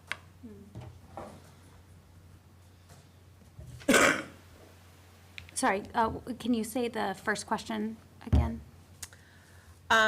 Just talk, I know where, it's really, I'm- So, how we want to proceed on Monday. So what we want Monday to look like, what process we want to follow, if we want to talk about, you know, the rubric that we've been following or we've been using, how we want to, just to organize ourselves for Monday so that we can have a kind of clear process for our deliberation. Does MASC have a recommendation for us? Looks like Liz stepped out. Oh, I think Liz was walking, Yeah. maybe Dr. Mendoza. I've been trying to think a little bit about this, and I'm wondering if, one thought is that we would, you know, I'm assuming we're all doing a similar process here, but, you know, going through the rubrics, figuring out what we scored, how we sort of prioritize the candidates, and like coming prepared to discuss what we saw as strengths and have that deliberation. But I didn't know if you also wanted to talk about how we thought about the rating scale and how we used it at the beginning, because I think maybe people approached it differently, or maybe there's a group of a few ways we all looked at it, just to maybe self-clarify how we were thinking about those ratings. I know we talked about doing that as part of the earlier process, but I think it still might be helpful for our deliberation process to have some of that discussion. I don't know how to structure that, or how long, I wouldn't want it to be super long, right? But some way to sort of share, because it might change how we think about how we rated certain candidates. Maybe we'd come to this similar place versus just the numbers without that interpretive frame. Not in necessarily reference to what Member Stein just said, but I definitely want there to be a time where each of the folks who did site visits of the candidates can share out their experiences. I was gonna say. Maybe start with that. Start with that, Yeah. yeah. I don't like, But time limited, sorry. Yeah, bulleted points. Sorry. that's okay, I called on myself. Thanks. I don't like reducing people to numbers. I think that we had incredibly rich responses. And at the same time, once we do have a sense of how folks are using the ratings, I wonder if it might be helpful to start maybe after or before, I don't know, the sharing of the site visits, to have an understanding of sort of either like total numbers or averages or something, so that we have a sense of sort of how folks are scoring the candidates, and whether we're talking about, hey, like, there's a clear person here, or there are clearly two people, or one person is clearly out of the running, like, just having something to start with, so that, because otherwise, I mean, if we talk about the pros and cons of each candidate, we're gonna be here for hours. So something that helps us say, all right, we actually created the rubric thoughtfully, we created this system thoughtfully, so to use that, to at least get us started. So I would recommend either, I don't know if we want to hear about the site visits from all candidates or just from our top candidates, or maybe we hear about the site visits from all candidates and then we start narrowing it down a bit with the numbers, and then we can talk about why we put different candidates where. Yeah. Member Oh, Miller? no, Meg's first. Oh, sorry, Meg, did you have your hand up? You want to duke it out, Margaret? We just spent the whole day together, hours. I don't see how we can choose candidates without hearing the data first. So hearing what the result of the site visits from all the candidates seems to me to be pretty important. And then I'm not sure how we're going to use the other data we've collected from our focus groups. And we'll hopefully hear from the meet and greets on this survey. But when is that going to end, and how will that be shared? So pulling all that together to know what our constituents are thinking as well. And how will we weigh that into our own personal decisions? Yes, and I do want to name that the focus group feedback was incorporated into the rubric.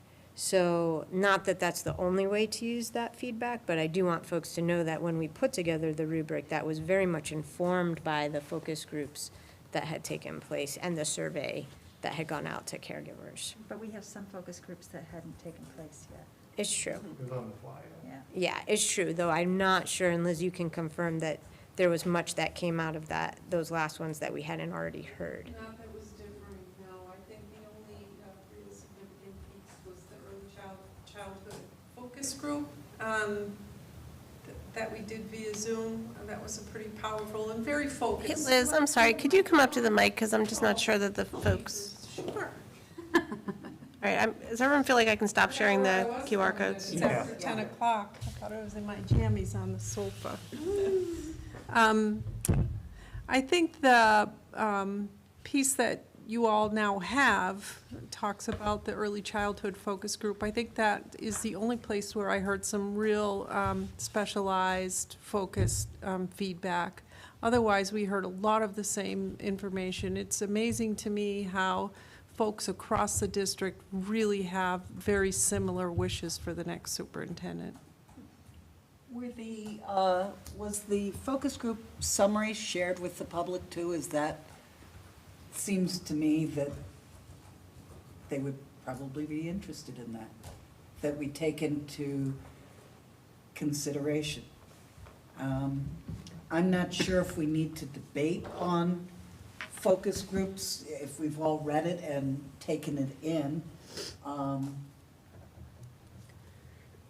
But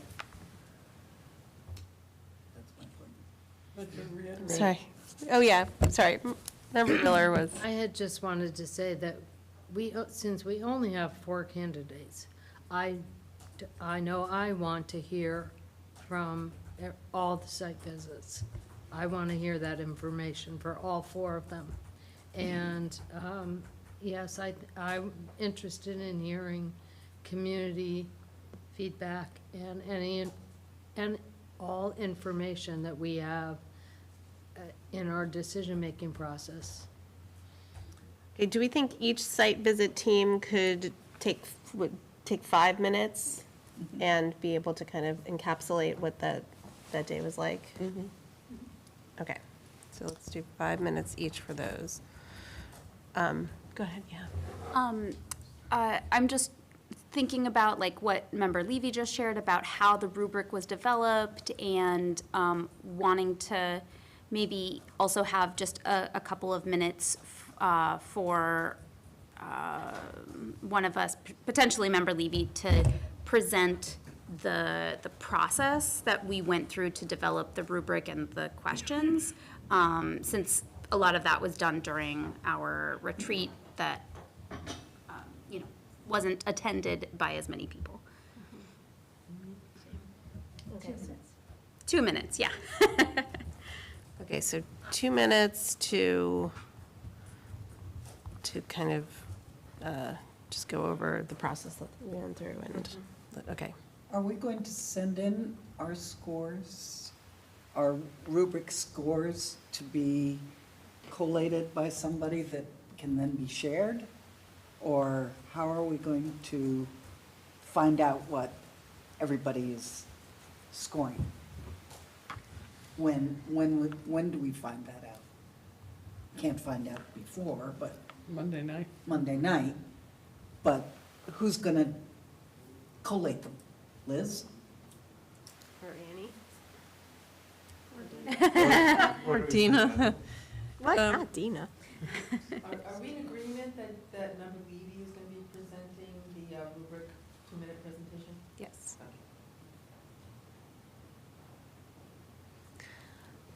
So, I think anybody could be identified to do it. Certainly could be me, but I wouldn't want to work on it alone. I'd work on it with Annie or with someone else, just so that we're fair and balanced. I'm sorry, I'm confused. You mean put together all our final scores? Yeah, numbers are numbers, but, Rubric scores. Yeah, I guess, well, before you came back in, we had the question of, okay, how do we want to approach things on Monday night? And it was, I think maybe Meg had asked, well, does MASC have any best practices for this? But you were out of the room, so we couldn't ask you. So now that you're back in the room, are there best practices that you would recommend for how we approach the conversation and how we integrate our rubric scoring into the conversation? well, I think the best thing that you can do over the weekend is reflect on your rubric, right? Go back to the first candidate you interviewed, and balance against every candidate and see if you believe still your rubric is accurate, right? So that when you come in Monday, or whenever the rubrics are put together and compiled, you've had time to do that. Best practice, varies by committee. Committees typically use a pretty simple rubric, to be honest with you. On occasion, committees use a more thorough and a rubric to assess the answers And based. ours is that second type. That's right. Okay. Which is a wonderful thing, because it leaves less room for interpretation, right? I think that oftentimes we see, most often, committees will simply go around the room and do sort of a straw poll and say their top candidate and see sort of what 2 or 3 people maybe, or what 2 people probably come to the top, and then have conversations on those folks. I have a procedural question, which is something that like got potentially me/us in dicey water last time around. My understanding is before we can have any of that conversation, we've got to have a motion. Is that true? And does the motion have to be like for a particular candidate, or can the motion be like to discuss? Oh, so the motion could be, let's go around the room. I make a motion that we go around the room and everybody states their candidate of choice, or their first and second candidate of choice. Then we would vote on. You whether or wouldn't not vote to on it, accept no, you would just vote on the fact that you're gonna go around the room. Yeah, So that's that's what I not, right. I don't think you need a motion for that either, but if you're worried about getting into some sort of hot water, you can do that. You don't need a motion to do that, you just need consensus to do that. Got it. Thank you. And so we don't need a motion to have discussion either. No. Well, you don't have discussion really if you don't have a motion. So is there, so what you want to reach is consensus on how, right now, you're trying to reach consensus on how you're going to start that sort of getting to the candidates you really want to discuss. I just want to also say that in terms, it's certainly a good idea to talk about feedback from the site visits first. No one wants to be the candidate or candidates that you don't talk about. So just to be thoughtful around that. Straw poll is going to really narrow down your field for you and help you get to where you want to be to have the serious discussion. It sounds very simple, but it's incredibly effective. So I'm wondering if we look at an agenda that starts with what we've talked about. So we come in and we have a presentation about the process. What was the other thing at the beginning? Site visit? Yeah. Site then we have visit. quick site visits, because that is talking about the candidate. So the site visits will definitely give feedback on all 4 candidates. And then it does sound like it would be a good idea to do a straw poll. And so we make a motion we do a straw poll, we make a motion to do a straw poll, we take that result, and then we open it up for discussion. And I guess that's where I'm wondering what structure we have for that discussion and how we frame what questions we're asking during that, so it's not just sort of it gets kind of dicey when it's a free conversation. So are there specific questions that, once we've narrowed that down in the straw poll, we can talk about the strengths and challenges for each candidate? Yeah. That's what I Well, you was just thinking. identified it. Yeah. Okay. Strengths and Putting it out challenges. there. The strengths and challenges for each candidate, and based on the rubric, Based on the rubric. how we rated and why we selected one candidate over another, or what have We you. could do a go around for that on each one, and then someone's compiling that, maybe we need a whiteboard in here or something where we're putting that down. Well, the strengths and weaknesses, Challenges, yeah. challenges. Yes. For each candidate, or just those that remain after the straw poll? Those that remain after the straw poll. So we're trying to narrow it down. So what We do have a chalkboard. Can I ask a question? Yeah? Question? Yeah. Oh, Kaya. Thanks. Hi. All of the interviews are available on our YouTube channel, right? So all of us and the community can go and rewatch, each of those. Okay, I just wanted to make sure that was there. So one other piece is that this survey that's online will give you some visuals in terms of who participated and what their selections are. And then there'll be some opportunities for people to include open comments. Can I add one thing that I forgot, which I am in favor of public comment before we start. Does the survey ask demographic questions about racial identity? No, it just says, who do you like and what's your comment? Anything you want us to know about that? Is that up on the website already? It is. Okay. So it's just the 4 names, comments, anything else you'd like the committee to know. Please tell us a bit more about yourself. And so Mm-hmm. whether you're a caregiver, teacher, retired teacher, but it doesn't have any demographic information. Okay. For each candidate or I'm trying to think what the straw poll part's gonna look like exactly, 'cause I have the same concern that Member Robbins does, or whoever said it about it getting unwieldy, so I'm wondering, are we gonna, like nuts and bolts, are we gonna go around and say, these are my top two, here's the number I scored them, and then explain, like, what are we each going to do in that go-around, like? What I heard from Liz was say, who is your top candidate? Who could do top two? Top two. Or Top top, two, so, yeah.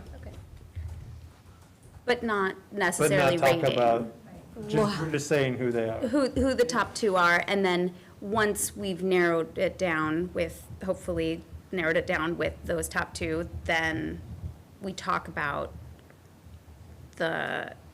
those two people. Strengths. We have, yeah, the strengths and challenges. And we can narrow Growth ours down plans. based on what score we gave on our rubric. I mean, Yeah. not Yes. need to be anything that's shared any farther than that. Yeah. But we're, sorry. It might be what Meg just said. I don't think we need to share our number. I think, because that's our own information, why we came to those conclusions.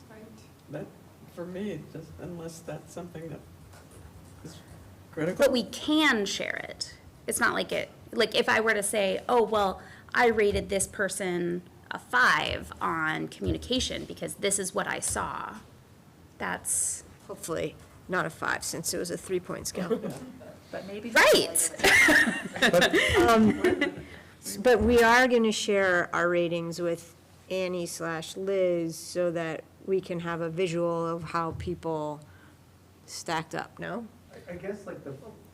Or is that the straw poll? Right, is there a point to that? Do it without, so I think in hearing this conversation, what I want to say is, these are all folks who aspire to superintendencies, right? And we probably wouldn't want to get into too much discussion about the numbers. Now, could Annie and I compile those and provide them to you so it's something you can reflect on? Absolutely. Do you want to really have that on a video that stays on the web forever that, you know, other potential school committee members will look at? Probably not. Okay, Member Stein and then Member Miller. I guess my concern with it is, you know, part of the reason we put together the rubric was to clarify the types of questions we wanted and to really hone in on those things, and then to really try to eliminate bias. And so at least the rating scale as it was presented here, because we didn't have time to work on it, is an attempt to limit bias, right? So the actual numbers that you assign based on what you hear, and the way we constructed it was an important exercise for us to come to a decision. So I don't know why we wouldn't want to share those elements, right? Because if we're not, this is the opportunity we have to share with one another. That's part of the problem, right? Like, it's the only conversation we're going to have together about the answers to these questions. So if we can't share the numbers, because we're afraid what that's going to mean, it's saying like we can't get to the nitty-gritty of why we thought it was a 2 or a 3 from what we heard, and I could hear someone else's perspective of why they thought differently about that, right? You know, so I guess I'm wondering like what purpose did it serve for us if we're not going to use it in some way other than to report what our favorites were, which, yeah, that's what I worry about. Okay, you want to respond to that, and then we'll go to. Yeah, to me, there were a few purposes. Oh, but she was just going to respond to what he respond. just said, and then I'll go to you. To me, there were a few purposes. One was, yes, it was to allow us to come to our interview questions, but it was also to really hone in on what are those criteria that we value in an effective superintendent. And so when we come to our overall decisions, it's based on the same criteria. And understanding in a uniform way how we understand or how we interpret what those criteria mean. So on the one hand, I don't disagree that, yeah, we could share our numbers and have the discussions, but on the other hand, it's sort of less important now what our numbers are, and more important how our understandings of those criteria based on their responses led us to a sort of end determination. Because if we're all using the same criteria, We can talk about strengths and weak growth areas, opportunities, without necessarily sharing every single number. But we could share numbers. I'm not going one way or the other, just answering the question about the purpose of the rubric. Okay. Member Miller? So, excuse me. I have two things. One is, this goes way back. It's just that I think we all need to be aware and keep in mind that these candidates may be going back to their districts. And so when we talk about the site visits, they're gonna learn what we have learned from people in their districts. And I just want us to all keep in mind that when we talk about it, that they may be working with these people after this. So I just think people should remember that, but that's only one I wanted to say. I also wanted to say that in our, whether we use the rating scales, that we also are all incorporating what we learn from the feedback from community members, the site visits. There's a lot of other things that go into our own ratings besides just how they did in an interview. Because if someone, for example, if someone wasn't as sharp in this interview, but maybe they were exhausted after a day, and maybe we've heard amazing other things. So I just think we have to be aware that as we're using the rubric, we all have to be aware that we're incorporating all of that into our thought process. But let's be careful about incorporating site visit information into your ratings at this point, because you didn't do site visits with all the candidates. So when we hear the site visit information on Monday, then we can take that into account, but ideally, our ratings will be done before we get the site visit information. That can certainly contribute to our overall decision when we do our straw poll, but I just want us to be careful about using partial information. Correct. So in other words, the rating scales are based only on the interviews. Member Gaze? Sorry. Our discussion Will is be based on the everything. rubric criteria that we used, and which is based on the brochure that we created. So it's still, I mean, for example, if we were to have a discussion, I might be able to say a strength in this candidate was, and I really am required to relate it to the evidence that's supplied, that's connected to the rubric information, without going off into another atmosphere, chamber. So, Mayor, may I? Yeah. I think as you go around the room and if you've decided you're going to talk about your top two candidates, then as you state those candidates, you have the opportunity to say, in terms of the rubric, I rated candidate A high in the area of communication. And that ties directly into the feedback we heard from, right? Our community, our school community is very interested in sort of improving communication across all levels. On the other hand, I didn't rate candidate B quite so high because of something else I heard. I don't know that I'd say numbers, it just, that's something that would seem to be something that would stick with a candidate going forward versus sort of that, this is what I saw, without reflecting back to your number. Some candidates were, you're right, some candidates that first night felt a little tired, right? It was late. You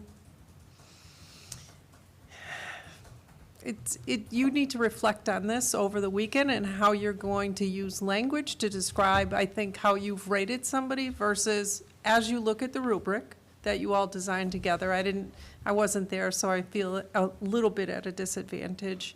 But it speaks to all of the areas that your community is telling you are important to them.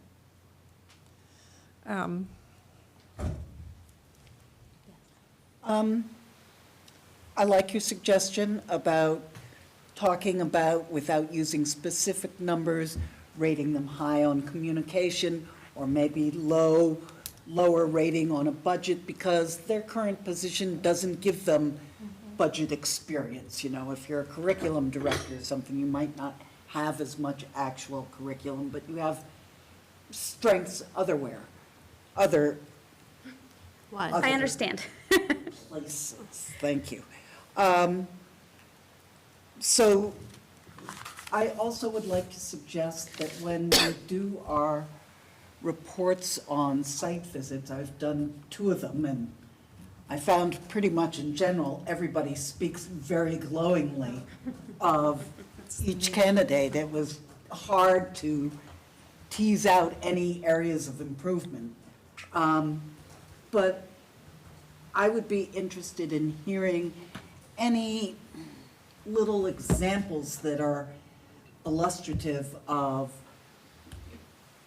their communication techniques or their commitment to EL learners, things that may not have come up in the candidate interviews, but give us background or proof that those things actually happen, those sort of candid reactions with either students or teachers or whoever, parents.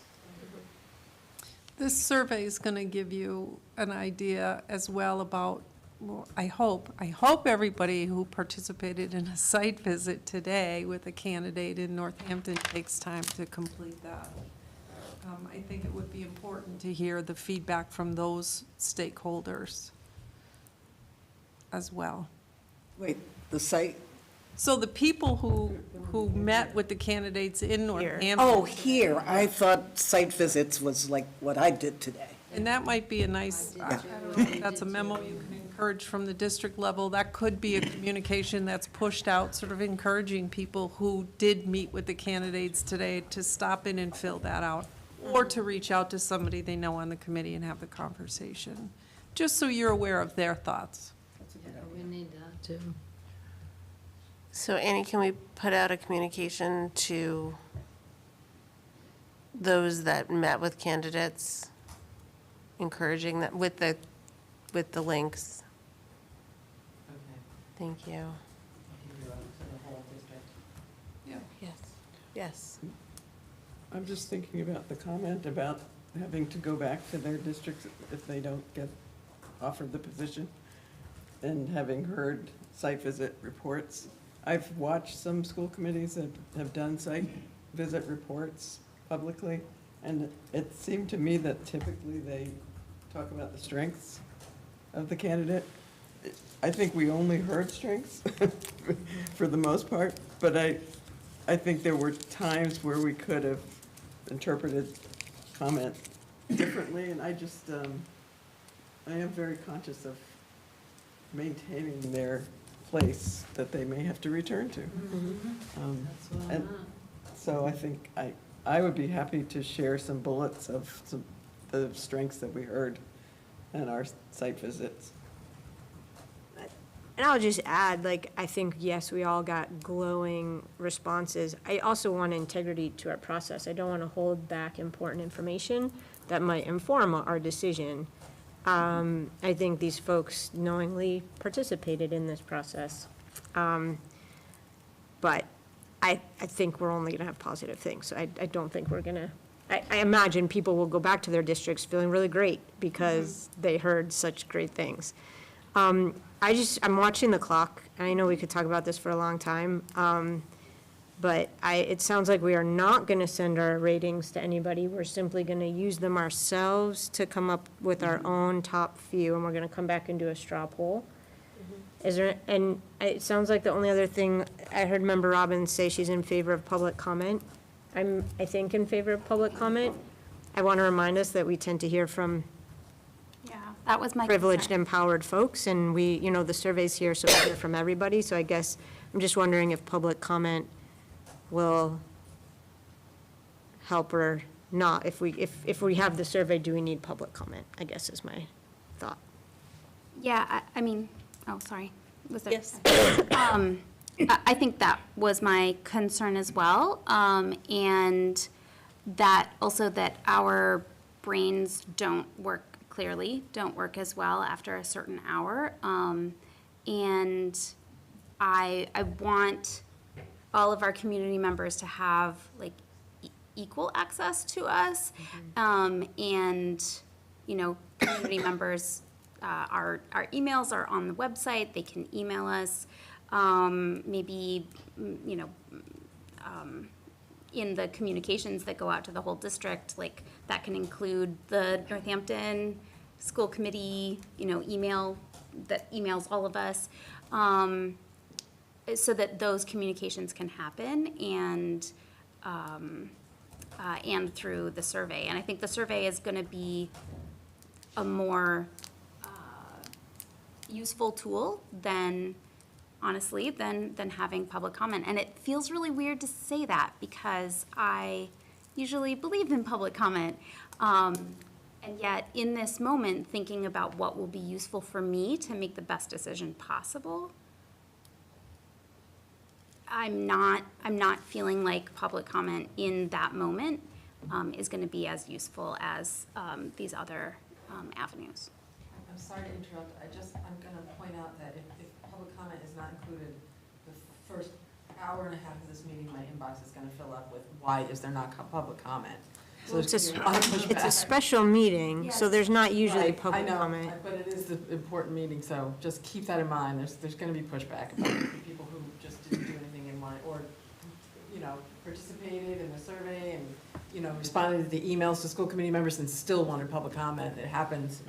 That's just whatever you wanna I do. mean, we can also respond with the survey as long as it's before 3 o'clock and say, This is how we're getting a sense Please of public. fill this Well, out. if it's in the meeting, during the meeting time, it'll be. During the meeting time, It'll be too yeah, late once for- people. I'll just pointing that out, whatever you wanna do, but that's gonna happen.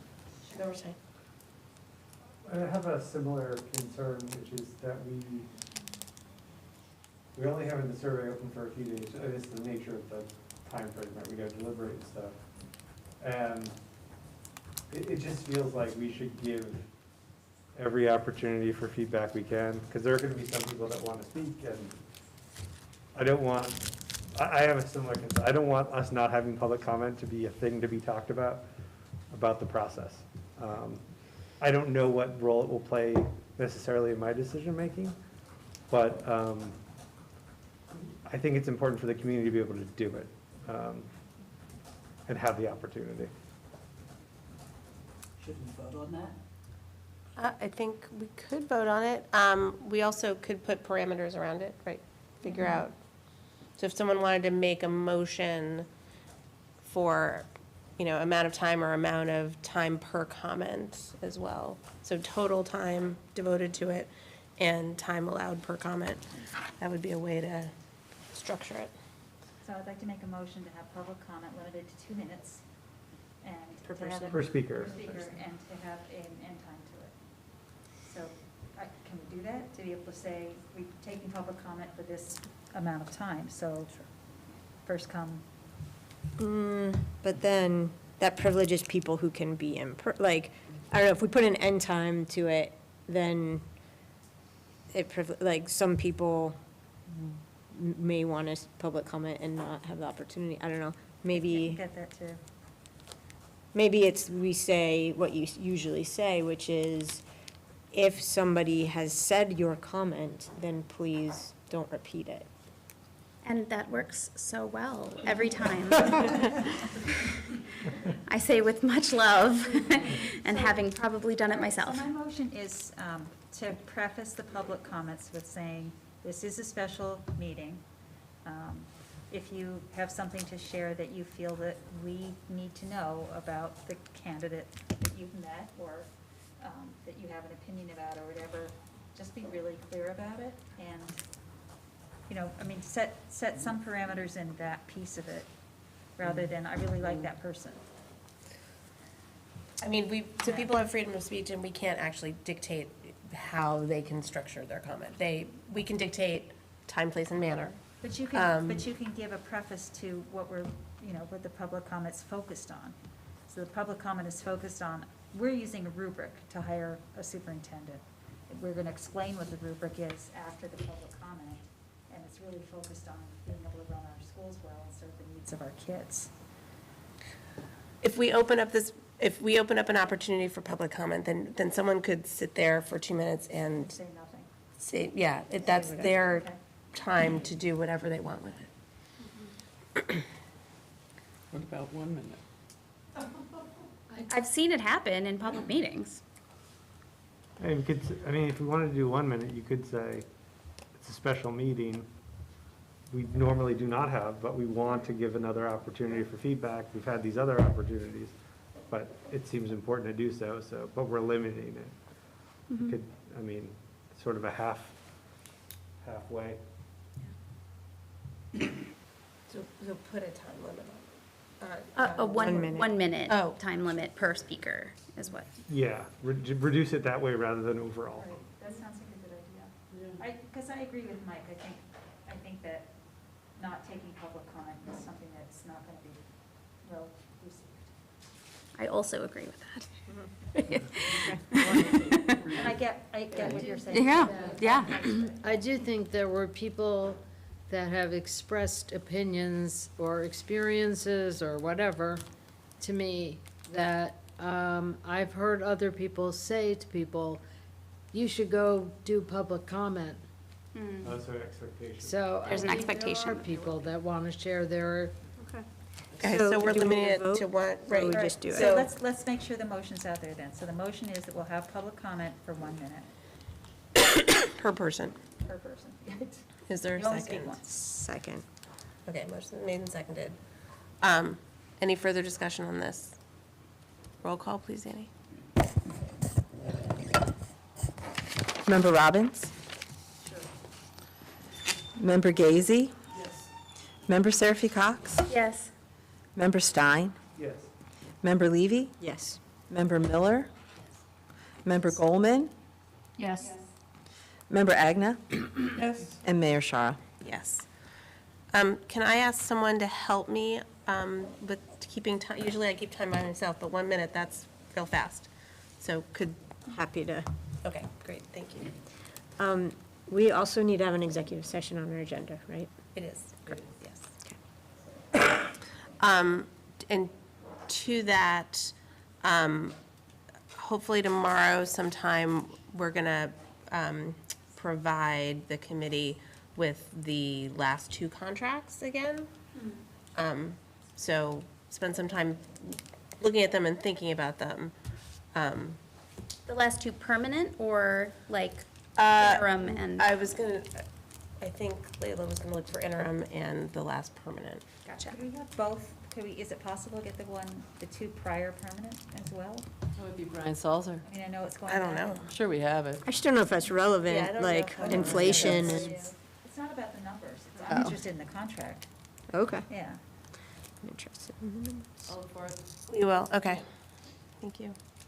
Motion to, So part of that process, may I, Mayor? As Please. soon as you identify somebody, the MASS, Mass Association of School Superintendents, will be reaching out to the candidate. Their attorney, Mike Long, will be talking with the candidate. They'll provide their contract template. So, take a look as much as you want. They'll be back and forth, I think, right? Do you have a copy of that contract template? Well, no. We love MASS, and there's a lot of things we share, but there's a lot of things that they keep to themselves. MASS has a contract template as well that tends to favor school committees, right? MASS tends to favor the superintendent, because that's their association. So it'll just be important for all of us to You get have it. refreshed on what our contract has looked like. And remember, may I say one more thing, please? All of these rubrics have to, at the end of the day, go into a big file somewhere, and Annie's gonna put them in a manila envelope in the locked file cabinet with all the other stuff, and at the end of 1 year, she's gonna pull them out and shred them all. public records say that any rating sheets and such used in hiring process have to be kept for 1 year following the appointment.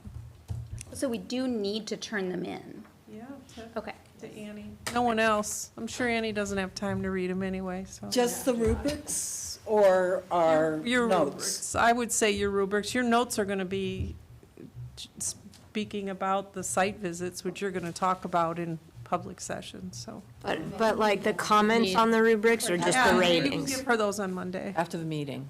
Wait, sorry, rating and comments or just rating? Rating sheets. But Whatever you the put rate, on the sheet. I put my. Whatever you feel most comfortable giving her. Your notes are about the site visits or about the interviews? Interviews. Oh, then they should go together, yeah. So site visit notes as well? No,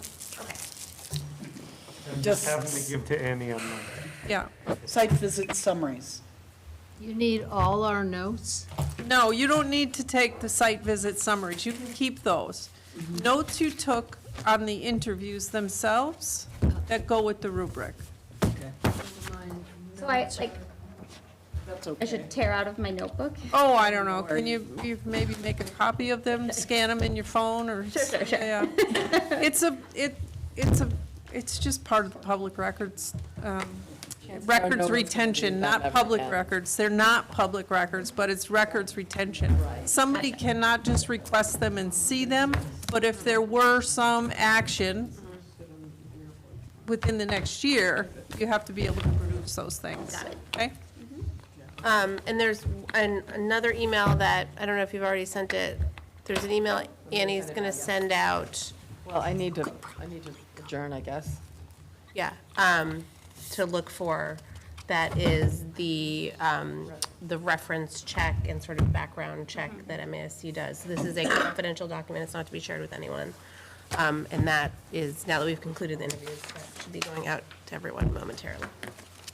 Yeah, and ultimately, the reason that's confidential is that it would be considered part of a personnel record, which is not also generally public information, right? May be requested under certain circumstances, but not just generally. You're going to send us the student responses? I mean, their Questions? response to the students' questions? So, did I send you the student questions? Yeah. Yeah. And I'm going to send those out now to the candidates, and I'm going to tell them to reply to me by noontime on Monday.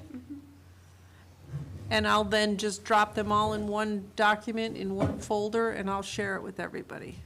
Yes? Okay. Are we gonna send out an email about the survey?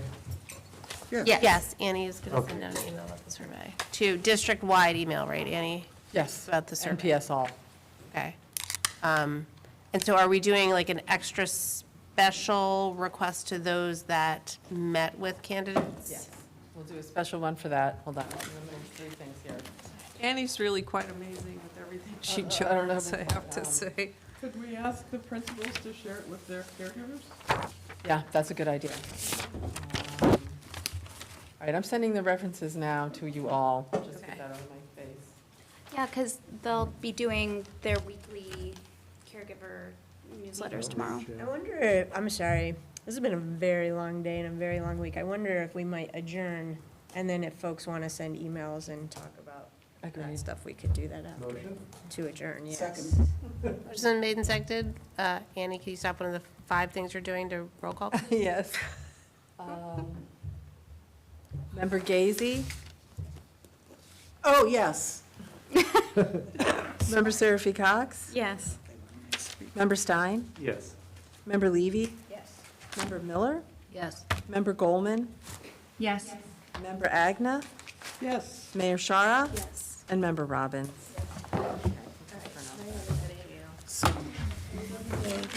Sorry, I can't be there in person. Oh, Like, so glad that you were able to be here. Maybe next week. Stopped.